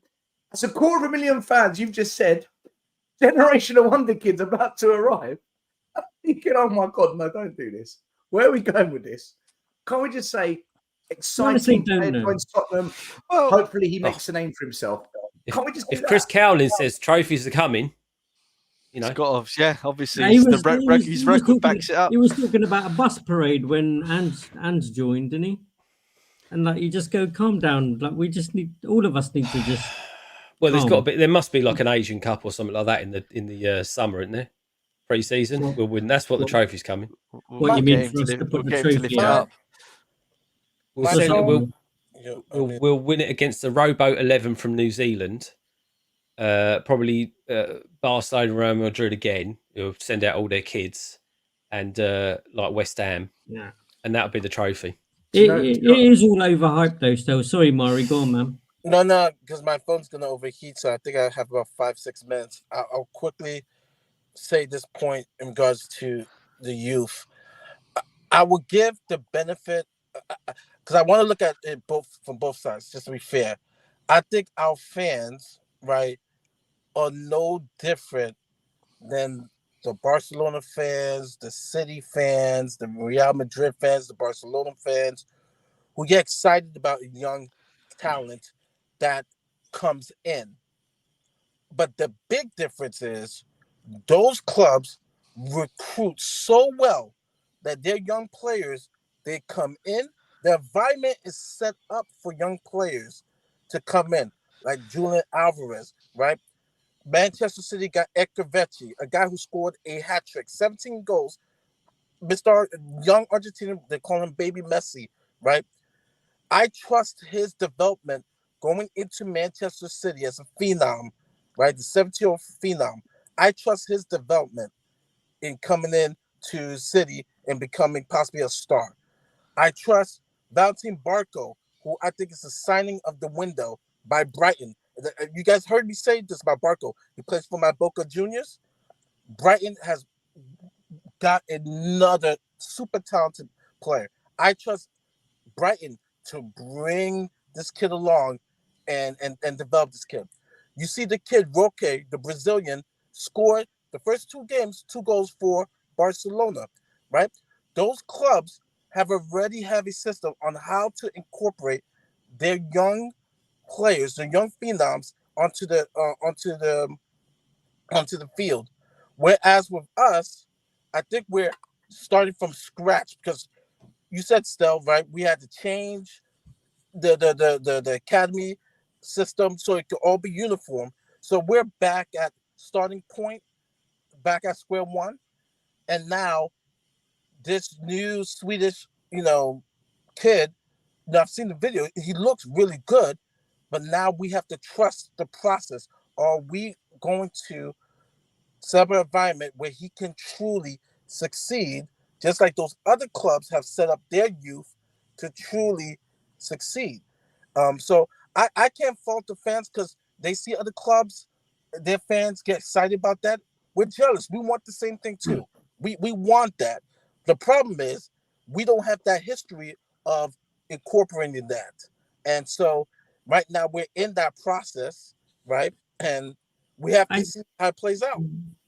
In a way, Mari, would you not compare that to, and I guess as part of our fans, the way they're looking at it also, historically, we know, been rubbish. So far this season, we can say, Udogie, we bought him a couple of years ago, let him stay out on loan. He's come in, he's hit the ground running. Yeah. Papa Sarr, same thing. Bought him ages ago, left him with his club, brought him in, hit the ground running. Now, I would say that they are 2 successes that have been proven to be where we went out and got young talent, brought them straight into the first team, and they've hit the ground running and are doing really well so far. Probably higher than expectations, but they're doing really well as it stands at the moment. But that brings the pressure now of the next kid, this other kid we go and buy. Everyone has this idea now that, oh, do you know what? We've seen YouTube videos of him. He's going to come in and he's going to be shit hot in the midfield. He's going to run it. He's going to boss it. JP, the thing is, we never called Udogie a wonder kid when we signed him.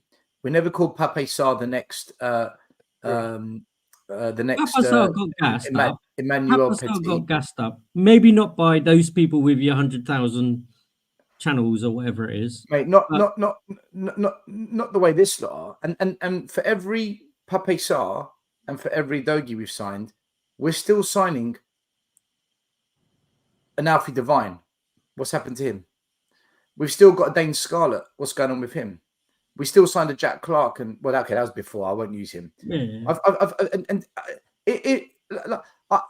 I just believe it is a new era, though, still, isn't it? In terms of from those players that you mentioned, from your Alfie Devines and stuff. And again, he was meant to be a raw generational talent and things like that, as was Dane Scarlett when he was coming up. That group who maybe nurtured those players and brought them on. Well, isn't Brennan Johnson? Isn't Brennan Johnson a young, promising Stay with talent? one. Don't move the goalpost. Stay with one. So with Why? those Because well, hold on. no, listen to me. So those group of players like your Scarlets, Alfie Divines, and all of those, the coaching staff and everyone else has moved now, haven't they? It's a new group now, isn't it? So now it seems the players they're looking at now is it was homegrown. Now it seems to be go and get young talent around Europe. And then when the next manager comes in, it will be something else. But hopefully that continuity stays there now, right? But you're right in terms of we still went out and got what's that guy's name? Like who's gone to Plymouth? Is it Richards? Ashley Phillips. Ashley Phillips. Yeah, but JP, we've also signed a Brennan Johnson, young up and coming. He's Veliz. He's on loan now, isn't he? Exactly. He's not hit the ground running and playing for us. If he was that good, he'd be here as the backup striker to Richarlison, surely. We've got no backup to Richarlison right now. I'm not going to argue with you, but I would say that, or argue about that with you. But I would say that I think that they thought he was good, which is why they let Dane Scarlett go at the start of the season. And so far, as the season's progressed, it appears that they've just thought, kind of like maybe he needs a bit more somewhere else. JP, because they brought Dane Scarlett back. JP, was the mistake that they listened to Mari because he's from Argentina?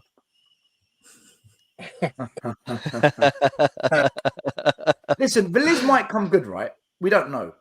Ashley Phillips might come good. They might not. All I'm saying is, don't want the pressure on those youngsters from day one. I just want to wait and see for them to put on a Spurs shirt, give them 8-9 games, and then we can see, can you handle the pressure of English football, Champions League football at a so-called Big Six club? Can you handle this? Because I don't think Brennan Johnson can handle the psychological side of it. I think he's falling apart in this new world that he's not been in. But I think in his comfort zone of the bottom 10, the thing is, still, this is all part of the marketing exercise, right? So, from Spurs' point of view, they relaunched, the club to essentially when Conte left, right, to rebuild the relationship with the fans, to show that we've got this new project, that we're going to do things the way we used to do it, which I'm not really sure what that means, but in terms of bringing in these young players to potentially hit the jackpot with one of them and have a superstar. And this is what I think this is. They're just taking punts on lots of different talent around the world in the hope that they find their next superstar that they don't have to go out and spend lots of money on, which let's be honest, we've never really done. This is the only way that Levy knows how to do things. I just think that he's just been incredibly lucky with what's happened in the past with Gareth Bale and Harry Kane, and to a more limited extent Dele Alli, right? But he's had a lot more from the young player aspect. He has had a lot more flops than he's had successes. And like in a way, Maz, by the way, goodbye to Mari. His phone's overheated, so I don't mind us doing that and going away and trying to get these young gems and unearth them or whatever, but keep them away from what the first team manager needs and what. But this is what I mean, needs. JP. And that needs to be kept as a side project almost. No, right? I agree with you, and that's what I would want to happen. But this is purely for Spurs, a marketing exercise to win the fans over, to show, look, we're investing in our future, we're getting the best talent, we beat this club to sign him. This is all a marketing exercise. We beat Barcelona. Yeah, exactly. It's. I hate it. And in a way, we hijacked Barca. Barca that crisis. Fans up though. Yeah. Barca are in absolute crisis, man. Yeah, but still, this is their tactic, right? And let's be honest, we were the ones complaining that we never do things like this. So I just want to see them play, Maz. Then I'll tell you what. Good shout, Maz. Well, we're not going to be able to see him until pre-season, are we? Because he's not officially on the books till July. Listen, don't I get. hope They he only, becomes. they only signed him after the thing because he was 18, wasn't it? He was his Yeah, eight- after exactly. his And he 18th can't. But birthday. he's not going to be here till July. Well, what's that about? Actually, we're saying that for the other young future, defender, Lee. haven't we? That's meant to What? be really good as well. One for the Yeah, future. it was this one here, Maz. Luka Vuskovic. Yeah, that's it. but he's like a 15-year-old or something, isn't he? Yeah, but Yeah, they but made he's that. a He was like, he's a generational wonder kid. He's a generational wonder. so Like Gil Messi. How do you say that? There is a laugh. I was going to say, how do you say that about keeping a straight face? Look, nothing would make me more happy than seeing a crop of youth come through, play for Spurs, and do us proud. Nothing would make me more happier. That for me is a humble place. And if I see we, that, I love our that. players. We want wanna the see it players first. to do well, don't we? We want I wanna those see it players to first. do well. There's no 100%. Of course, we it's do. not just pure criticizing them for the sake of criticizing them. I'm not criticizing the youngsters. I'm criticizing the media and the big channels for gassing them putting up. this. You know, when you put anything on a pedestal, it comes crashing down because you put all your eggs into one basket and all your hopes, and it's like, relax. Let this. I just want to see this play out. Oh, by the way, big up to Saeed TV, who's sent loads of people over. So much thank you to all of you guys. This is a Spurs channel, just in case you don't know. I was on Saeed TV today. I'm going to be a regular on every Monday, doing the Spurs bit for him. He's got some good people on there. I had a good back and forth with a guy called Don, Chelsea fan. They all want Poch out, you know. They all. By the way, I saw that video the other day. I know I digress, but this was on the Talk Sport earlier. Thiago Silva's wife and Chelsea fans demanding Mauricio Pochettino's sacking. I mean, I don't know what you want to believe of it, but it's Talk Sport. But there's a lot of pressure on Poch right now over there. A lot. Agent Poch. Do you know what I found interesting about Chelsea fans as well? I was watching another channel earlier. Is that some of them were actually saying that the whole Gallagher situation, yeah, let him go to Tottenham, because we only rate him. They don't rate him. They only rate him off the ball. On the ball, don't rate him at all. Which is exactly like it's almost like another Richie, isn't it? I don't not rate him when he hasn't got the ball. He puts the work rate in, apart from that corner at Evan. But yeah, they can't rate to get rid of him. And to the extent as well, we were told this about Maddison. All the Leicester fans were coming to me. Yeah, great signing. He'll be injured. He always gets injured and goes wandering, disappears, comes back. Ain't no typical of Spurs to buy another injury-prone player. Oh dear Lord! Listen, seeing we've got a lot of non-Spurs fans in the chat, I want to bring something up linked to Spurs. I wanted to speak about. It'll probably interest them because it does link to their clubs as well. But look, I like Crackers. I'm a fan of Crackers. Whenever I bumped into him, I've always spoken to him.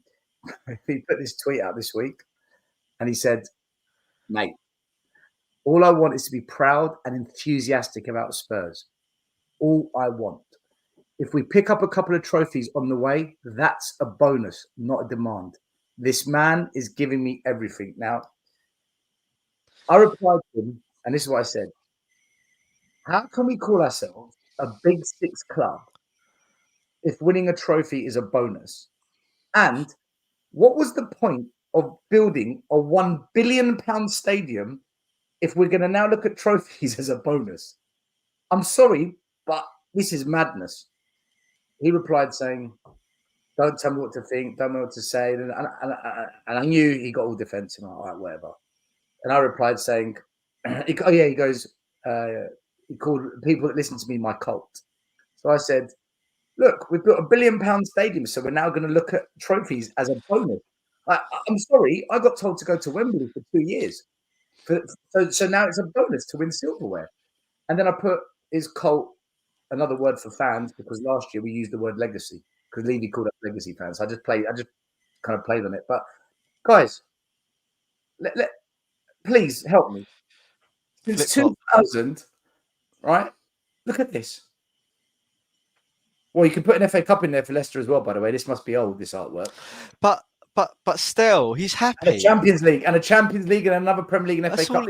he's happy. It's all Andrew's all he wants. He's so happy. Let him see out his formative years for the next 25 years, winning fuck all, and see how happy he is when he's on his deathbed, saying, "Oh, I've wasted the last 40 years watching Spurs and we've won nothing." What a nonsense! I mean, what annoys me about that whole thing, and I don't know Crackers, and I'm sure as a lovely man, right? He's a good bloke. He went to one of the protests, right? And said, "Oh, enough's enough, blah, blah, blah, blah, blah." You're a fucking flip-flop, mate. Sorry, you are. You don't know what you believe because you've just changed your mind from literally within 1 year. You've had about 8 different positions. So I don't know. I think the league looks quite good to me still. Yeah. From there, yeah. but on a serious, like, look, everyone's allowed their opinion. But when I see something that doesn't make sense to me, I just got this urge. I need to speak. Guys, from your perspective, what was the point of building this £1 billion stadium from a fan perspective? We know why the owners have done it, right? They're super wealthy now. The club valuation has gone up to like $3.5 billion.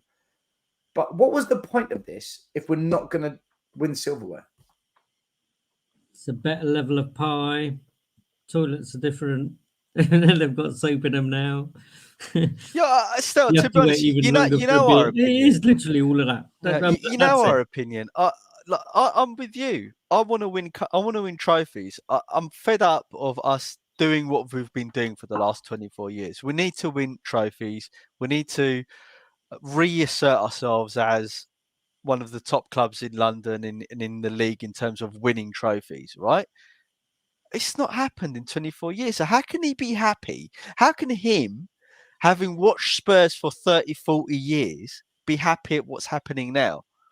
It's nuts. It's absolute nuts. Can I ask you something?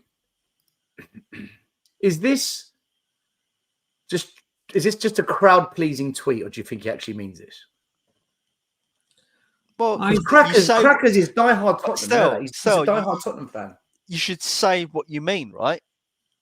If you're not saying what you mean, if you're not telling the truth, then you shouldn't be saying anything.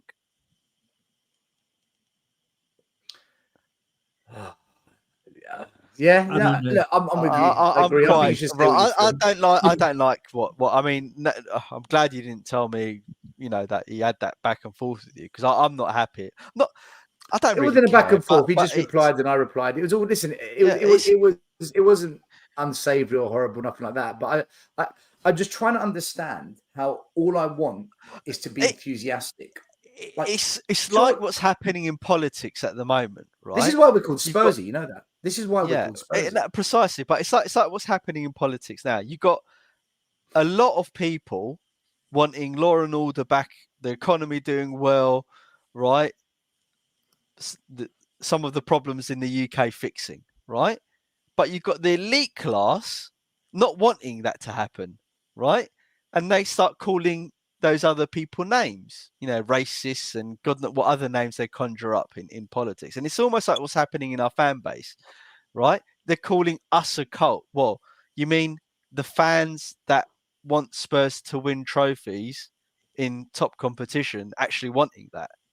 No, they almost want us to. They want to control what we want now as well. And I like Crackers, to be honest, and I don't know if that. I don't know the latter part of it, but whether that meant his emotion right now and the way he feels right now. Because to be honest, compared to last year, the future didn't look great, did it? And the football was dire and everything was just dull and miserable and stuff. Whereas now, or it was at least, a bit more upbeat about it, right? We were all saying earlier when we were like 10 games unbeaten and like all of that good stuff, was the fact that people are literally staying till after the end of the whistle now at games, whereas people will be leaving 10-15 minutes before the game ended, irrespective of what the score, winning or losing. Right now, there's people there.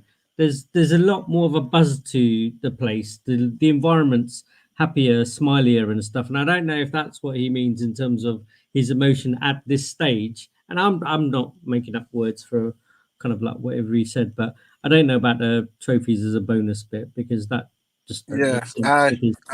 Because Listen, I just want to make it clear, Murray. Murray. Murray, I'll come to you now. I just want to make it clear. I'm not digging out crackers. Every time I've seen you, I've always gone up and said, look, I'm just questioning the mindset of I don't care whether we win or not. It's trophies. That's a bonus to me. I just want to feel enthusiastic. You're allowed to feel that way. But then I just want to understand, why did we build a £1 billion stadium then?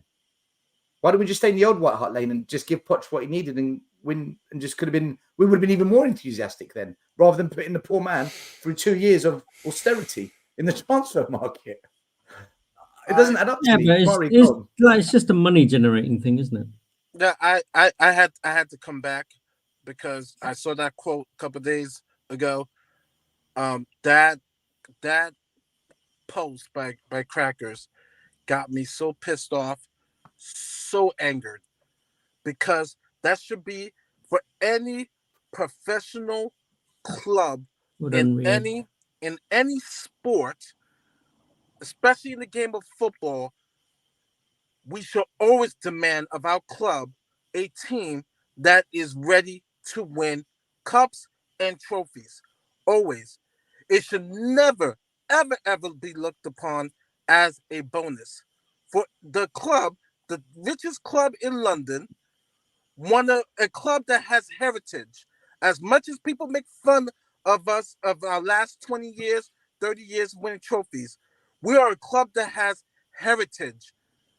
So for him to say that winning a trophy would be a nice bonus is absolutely disgraceful. And he can have his opinions.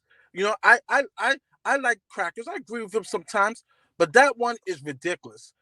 Yes, this point last season we were getting into the depressed mode because of our team, and we're happy things are looking better this season.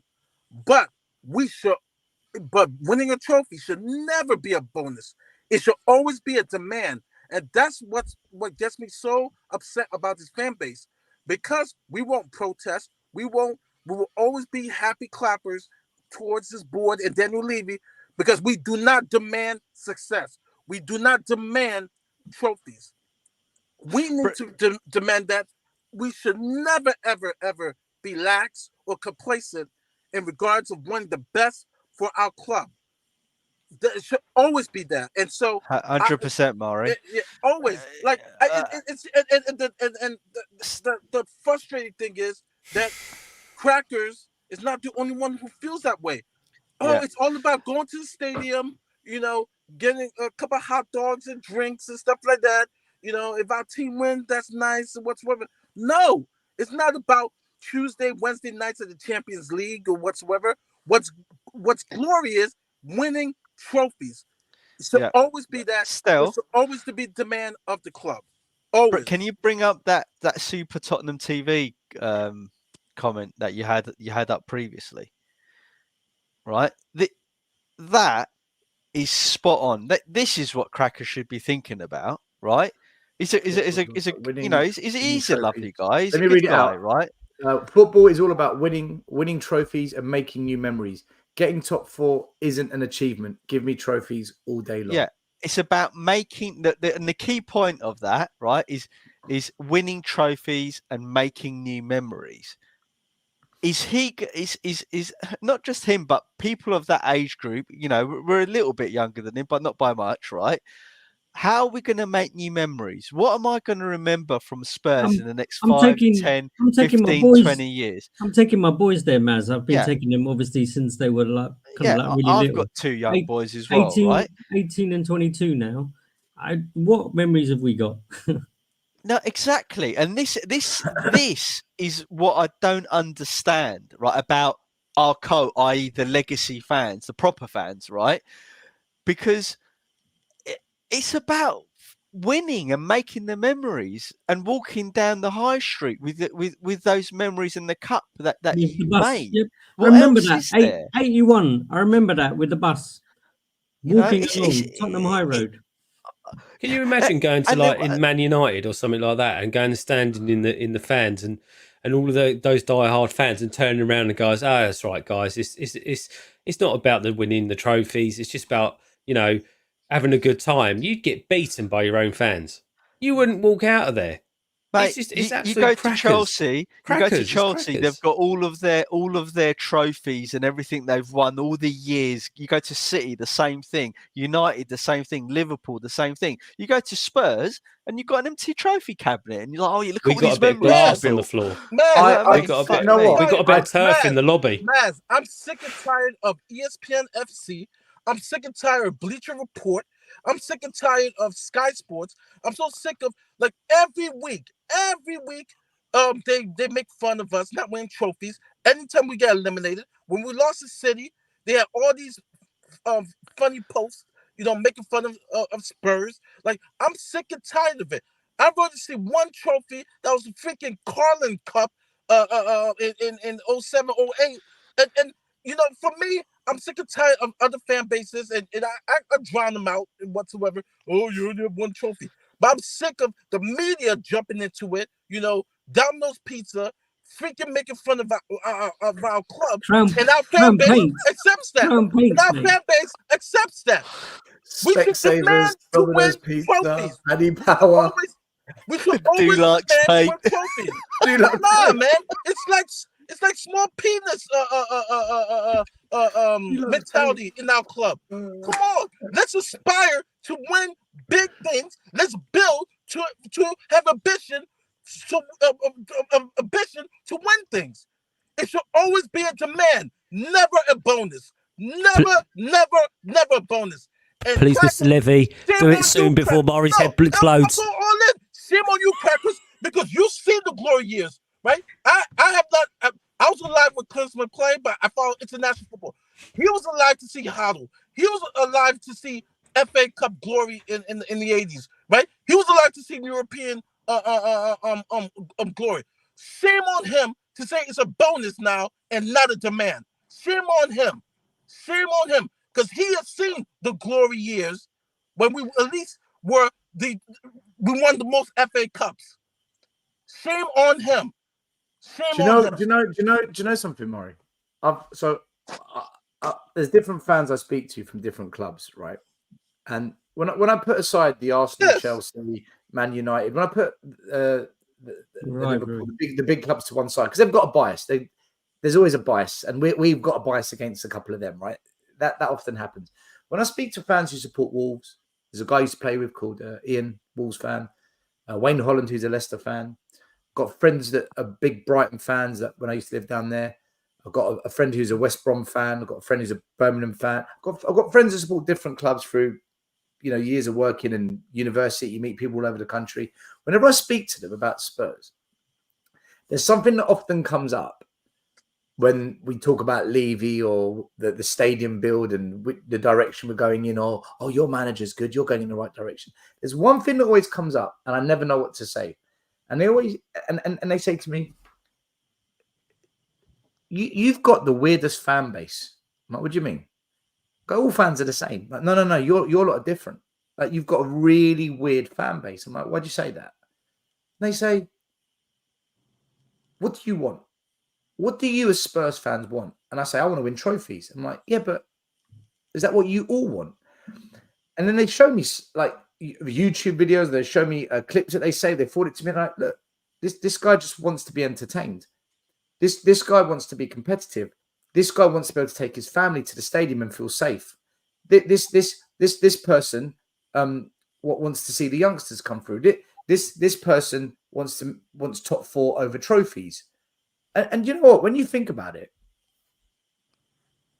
we're a divided fan base, but we're not toxic. Like the last couple of years, we were divided and toxic. Now, I think we're all behind the manager. We're all behind wanting to do well.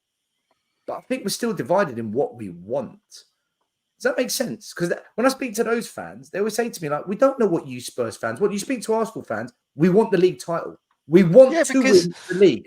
Right? You speak to because we've been conditioned. We want the Champions League. But Levyism. 10 years. Levyism has taken root at the club, right?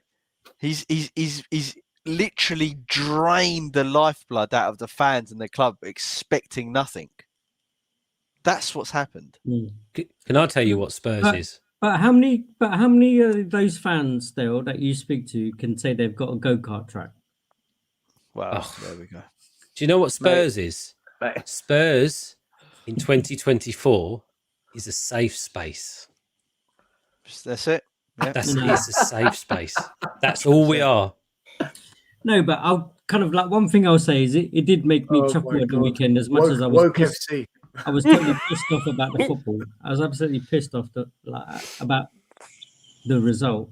But what made me chuckle was last year, I remember some fans saying, I'd rather play pretty football and lose. So were they all happy? They were all happy this weekend, right? But the thing is, as soon as we lose games and we lose finals, watch Then out, they get moan. them out. Everyone gets upset about the word Spursy. They hate being called bottle jobs. But it's like, well, Do something about it. you can't have it both ways. Guys, we've got 300 people watching. Please hit the like button, subscribe if you haven't, hit the notification bell so you know the next time we're going live. It all helps. God bless you all. Big up to all the new folks who came. Yeah, loads of new, massive big up to Saeed TV. If you don't know who Saeed TV is, go over there and subscribe. He does a lot of Premier League fan content, not just Man United. So he's got a lot of good shows where different channels and different fans from different clubs go on there and they all discuss the weekend's matches and whatnot. So check that one out. But yeah, I was like, I do think our fans all have a different reason. Like I remember do you remember the Sheffield United replay, the comeback at the end when Kulusevski scored the winner. Richarlison came on, scored the header to equalise it early on in the season. I've gone down, I've come out the south stand. I've gone to where the food and beverage area is on my way out, and everyone's jumping up and down. Oh, Ange Postecoglou, and it's like a fanfare. Everyone's going crazy, and there was this man with his little boy, and they were jumping up and down singing, and they looked at me. I was like, put my thumb up like that, and he leaned forward to me, and he goes, "That's all we want. We just want good football. Who cares about trophies?" I had to fight to keep smiling because his boy was there. I was like, because I didn't want to put a sad face on, and they thought that they said something really bad. But in my head, I'm like, huh? What? How? But there's a lot of fans that feel that way, though, guys. You know that, and we can't tell other fans how to feel.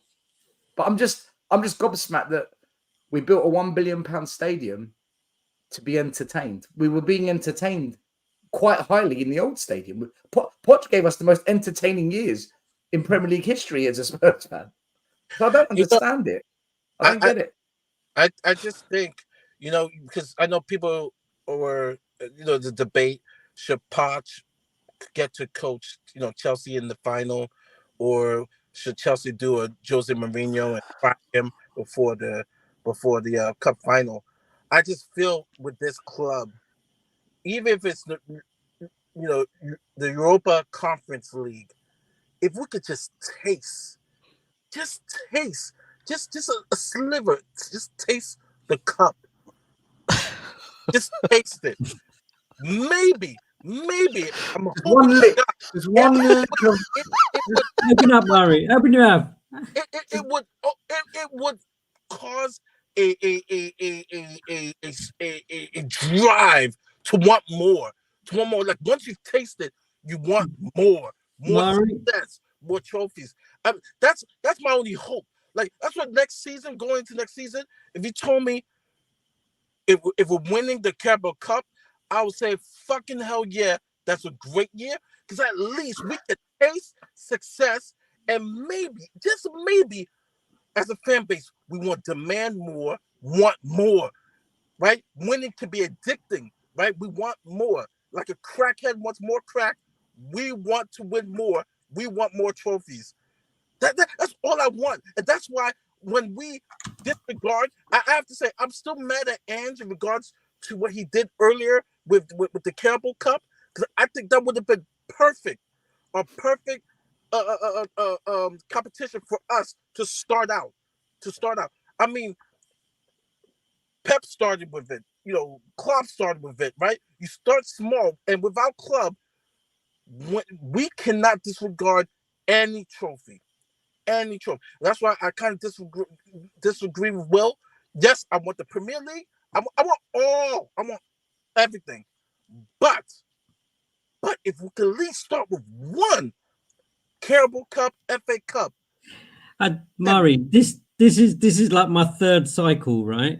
Because what I would say was, again, exactly like you, I was like that when we were Champions League final. Guess what? I saw Potts and Levy on the pitch, walking along, looking, absorbing it just before the match started, breathing in the air. Do you know what? This is where we should be. This is how it should happen. Da da da. They lost. All right, kicking the nuts. But is that is that something that really would kick you on and have that drive to go on and win it? Yeah. Or is that a drive where we go 2 transfer windows without spending a penny? Knowing us, JP, we'll win a Carabao Cup, and then That's- you'll be like, "There you go. Guess You what? got what you Guess want. what? Sit there for We another get 20 years, to- right?" Well, guess what? Oh, even after that, we get to a Carling Cup final.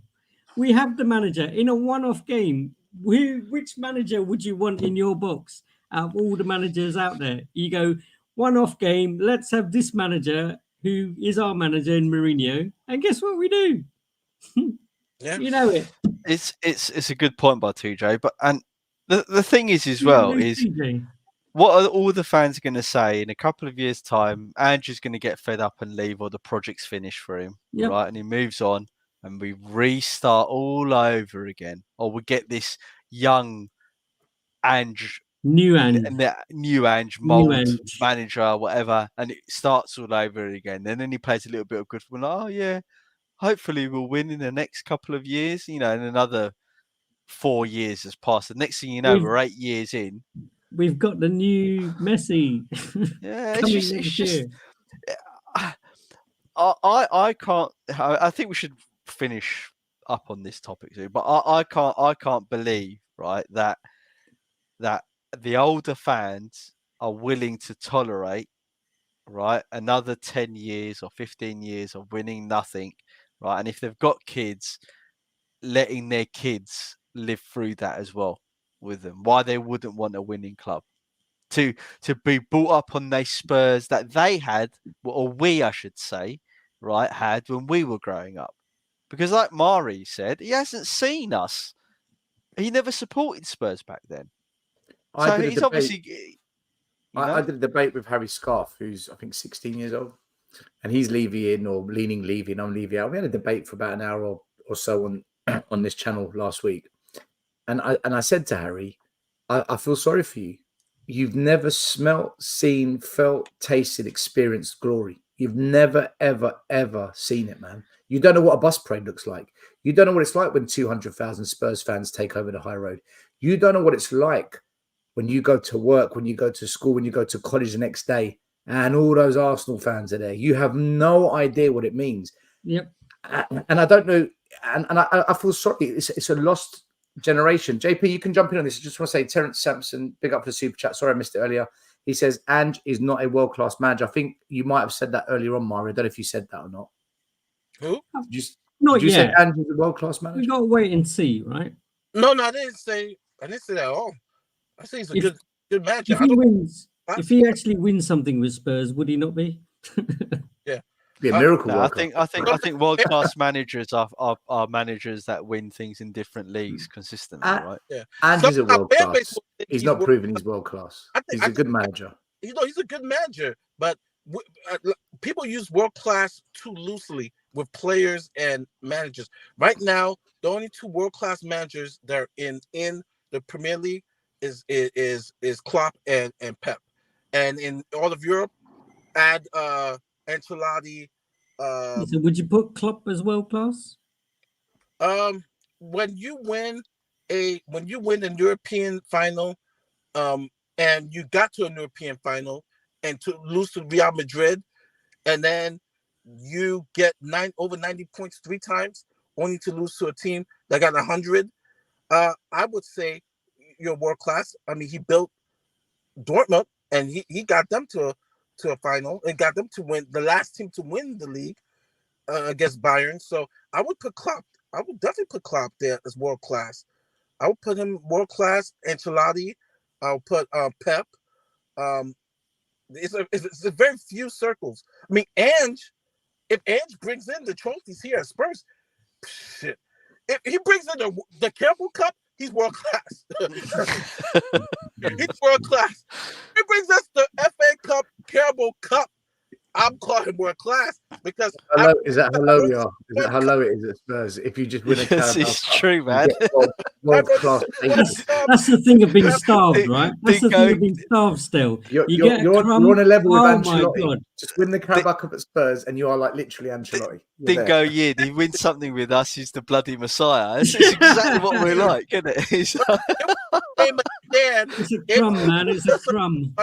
You have to name a stand in the stadium, big Edge stand in the stadium. If he gets us a trophy, like literally, I'll cry.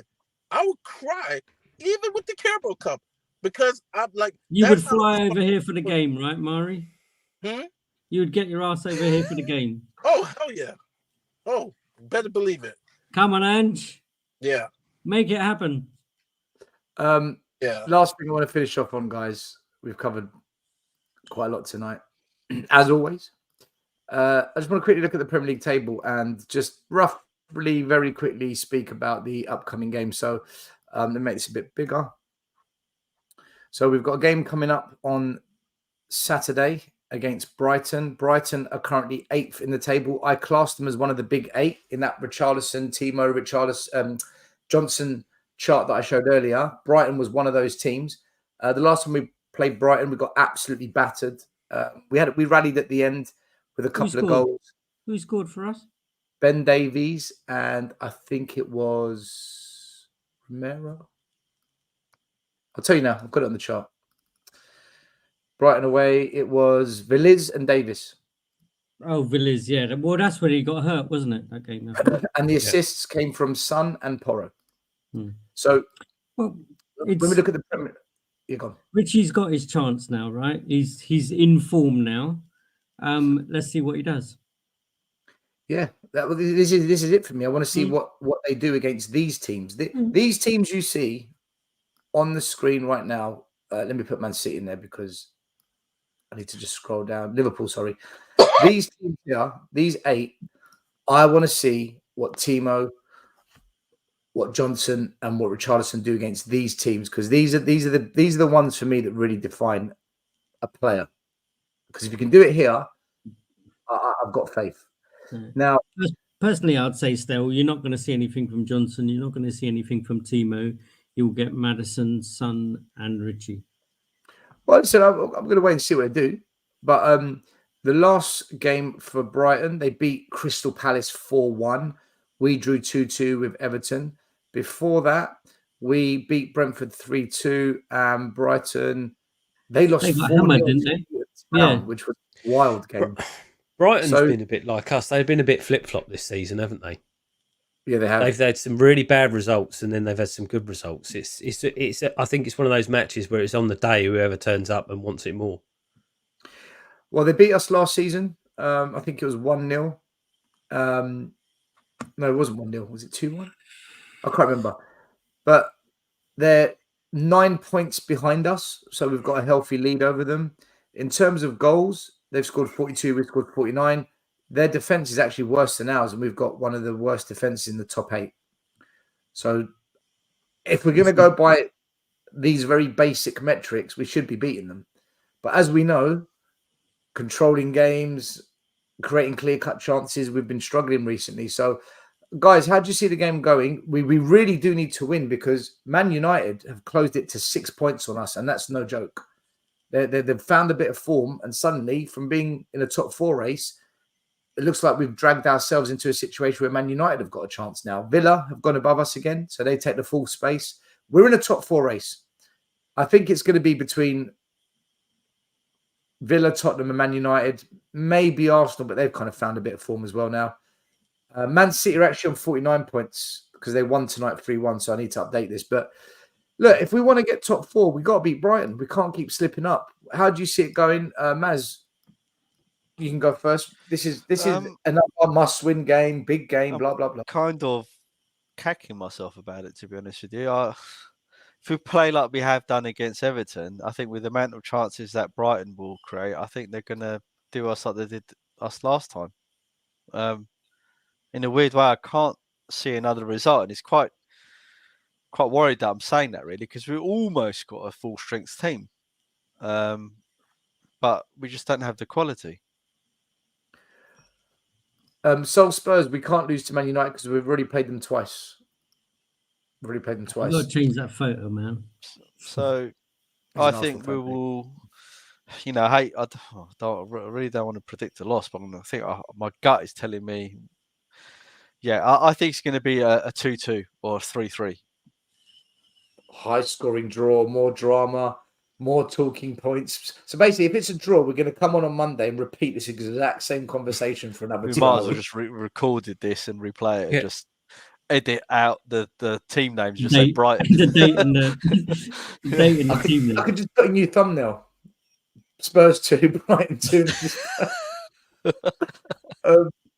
JP, how do you see this one going? So because we're at home, it seems as if looking at Brighton's last 2 games, or kind of even last 3 games, I think they're good at home. I wouldn't say not so good away from home, but I can never say that bloody Tottenham are going to lose. But what I would say is that Maddison will have another week he's had another week under his belt. He'll have a week of training under his belt, like fitness under his belt. With Papa Sarr, we've got some legs back now.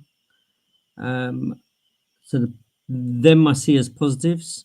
The only thing I can see is Maddison picking Richie out. Would we get an opportunity for Brendan Johnson to shine?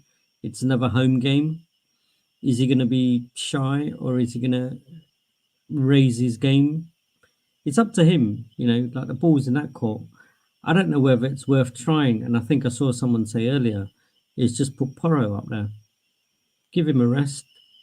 Put Porro up there and play what's his name in Porro's spot. That's not going to happen, though.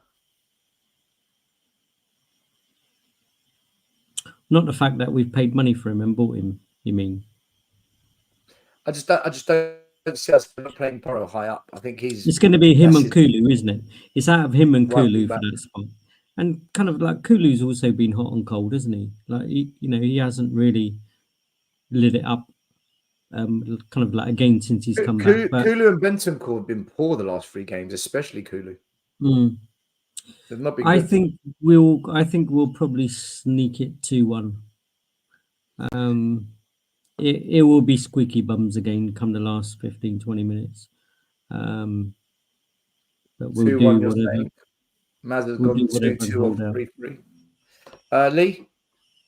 JP, I don't know why. It sounds like there's a 1980s kettle boiling in off your stream. Yeah, you better take that off, mate. The water will boil off. It could be my laptop. What boiling water?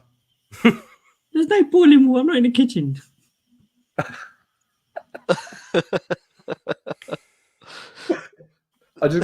This is weird. Anyway, it reminds me when I used to go around to my grand's back in the day. Oh, it's funny. It's probably the last time we won the cup back then too, isn't it? Yeah, it's my cup. It's my cup. It's the FA Cup I've got. Before electricity, everything was done with gas. Lee, yeah. So it's every game at the moment. It depends on who turns up on the day and what happens. I mean, I still think that we play our best football, excluding Man City out of this, when we're not playing teams that are just sitting back. We saw that against Brentford. We saw the fact that they sat back and we didn't have much. And then when they pushed up the field a bit, we sort of opened them up. I think if that Brighton turns up, then I think we've got the ability there to then score goals, as long as we can keep them at bay. So I really don't know. I hate predicting scores when you never know what team's going to turn up. To be honest with you, there's too much inconsistency. So I'll go with maybe a 1-1 or possibly another draw. I wouldn't like to, but I think it's another draw.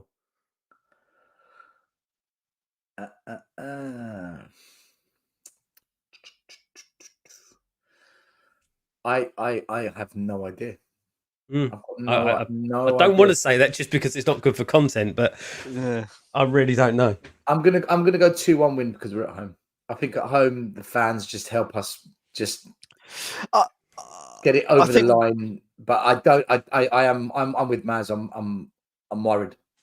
Yeah. Look, what would be a real big boost for us though, if we do, let's say, beat them 3-0 or 3-1 or something like that. That would be an excellent result and against a really good team, and it will keep us up there within touching distance. If we lose now and then United win, oh God, I don't. Well, United are playing Aston Villa at Villa Park. Oh yeah, you're right. Yeah, so it's 4th versus 6th, and Arsenal have got to go away to West Ham. So we really need to win this game. Yeah, we do, because there's potential for us to close in on some teams. You know what that means, though, don't you? 2-2. Yeah. Yeah. I mean, I know we hate speaking about them on this channel, but it's funny that less than 5 days ago, I was literally sitting here watching channels going completely writing Arsenal off, saying Arsenal are out of it, we're not going to win anything, we're not winning the title, we're not contenders, blah, blah, all this kind of stuff. Look at this, 5 days later, 2 points beyond the top. Yeah, it's... And even if Man City win their games in hand, it's still only 3 points. It's still only one game. I think Arsenal beating Liverpool just opened the door now for City to go on that run and do what City always do. They've got Haaland coming back as well. Apparently, from what I read, they destroyed Brentford tonight. 25 shots on. They just. Well, I was watching it. It was very much a case of every time I turned my head, it was Man City up that end. They're a proper team. And look, we saw it when they came to us in the FA Cup. They completely, other than putting the ball in the back of the net, which they did once. Mate. I'll tell you what, though. Brentford, to their credit, from what I was seeing, were not sitting back like we did. Right? They tried to play it through the midfield. When they could, they tried to do it, which is the complete opposite of what we did. It's like we shat ourselves. Maybe if we had played a bit more like them, maybe we could open them up a bit more and it wouldn't have been such a one-sided match. But this is where they were just better quality in the end. This is where they've got De Bruyne come back to pace now. As Stel was saying, Haaland's back now. Why is it De Bruyne's out for half a year? He comes back, comes on the pitch instantly, scores a goal, creates one against Newcastle in 15 minutes. Then he comes on against Spurs, turns the game around. But when Bentancur, Maddison come back, listen, they need another 5-6 games. Though, are they? They're not that level, are they? Yeah, but no, I just find it amazing that some players come back and they can play football. I'll tell you why. Come back and they don't know what sport they're in. It's just. I'll tell you why, Stel. Look at Gio when he comes back. Listen, I'll tell you why. Gio did well, but then he's injured again. So they've got the squad depth to enable them to give him the proper amount of time to get back. Ease him back in game. I still believe that these guys are being brought back as soon as they're like, "Are you fit? Yeah, okay, right, get you back in the team," rather than allowing them to get back in. You know, a couple of days in training is not enough after you've been in the treatment room for ages. You probably find De Bruyne, and that's probably been in training for probably about 2 or 3 weeks, getting up to speed. That's the difference because they've got the ability to do it. We don't. We're so reliant on them because what we've got is not up to par that we have to bring them back early. And those guys got to perform as well, Lee. It's not only coming back early; it's like performing, bang, and on it. I mean, De Bruyne's hair right now is just lush, isn't it? To be fair. What else has he had to do over the last 6 months, 8 months? I just can't believe that players earn so much money, and you got like Palmer for Chelsea. He's got the worst haircut I've ever seen. It's amazing. I'm happy. Multi-millionaire. Vidal Sassoon over here. Emerson Royale's probably got the best haircut. If I'm not a multi-millionaire, Lee. All Street right. cred. I don't know. Actually, Dragason's got a nice little pony. Oh, yeah, he's got the Danny the Bun. He's got Danny the Bun. I thought Daniel copyrighted that. So we got a win, 2 draws. We will see what happens. Basuma should be back. Absolutely right. We did speak about it earlier. Pape Sarr is back. Literally everyone is back now except for Heung-min Son. So yeah, look, we should be beating Brighton, but we'll see. Big thank you to Terence for the super chat earlier on. Big thank you to Saeed TV once again for sending everyone from his show over to us. Appreciate that, Saeed. And other than that, I think thank you to everyone in the chat tonight. Thank you for watching. I will be on Time Added On tomorrow at 5 or 6 p.m. doing an hour show with Alan. And then I'll be on Hotspur Hood at 9 p.m. A Spurs fan who works in the city, knows his numbers. He's a big Levy In fan. He wants to debate me. And I said, okay, let's do it. So if you want to watch another Levy In, Levy Out debate, but this will be 2 adults this time. No disrespect to Harry, but it'll be more adultish. Come and watch Hotspur Hood tomorrow night, 9 p.m. Otherwise, Maz, final words, brother? I just want to wish what was that guy who left us?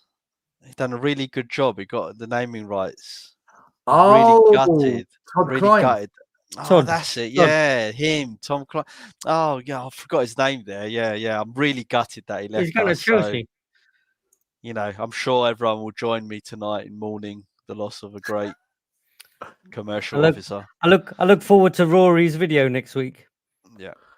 Oh, mate, I love the fact Chelsea fans are meltdown. I love the fact they hate everything about their club. I hope the rot continues. It's fucking great, isn't it? Yeah, that's my closing words anyway. One thing about this, when Alistair Gold reported it, the first comment, so we get him in to get naming rights for the stadium, and 3 years later, he leaves without doing it.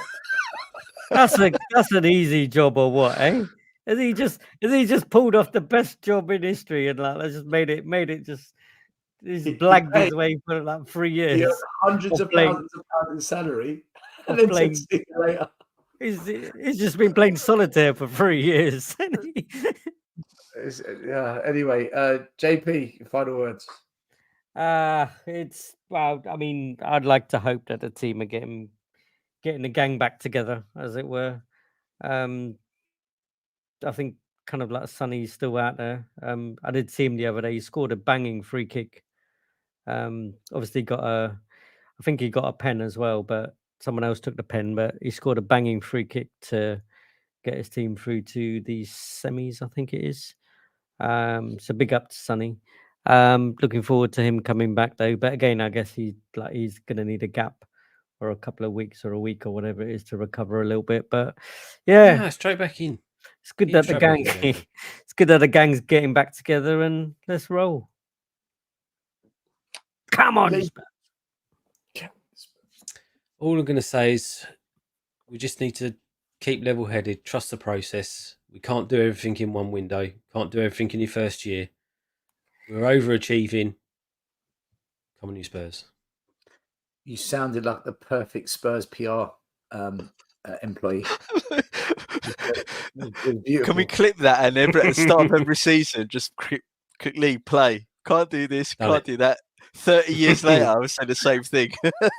No sarcasm in my voice at all. You know your name where it says Lee, brackets, Enigma 27. I think in brackets we should put at Spurs official. Yeah. Hashtag trust the process. Hashtag trust the process. SpursMarketing.com.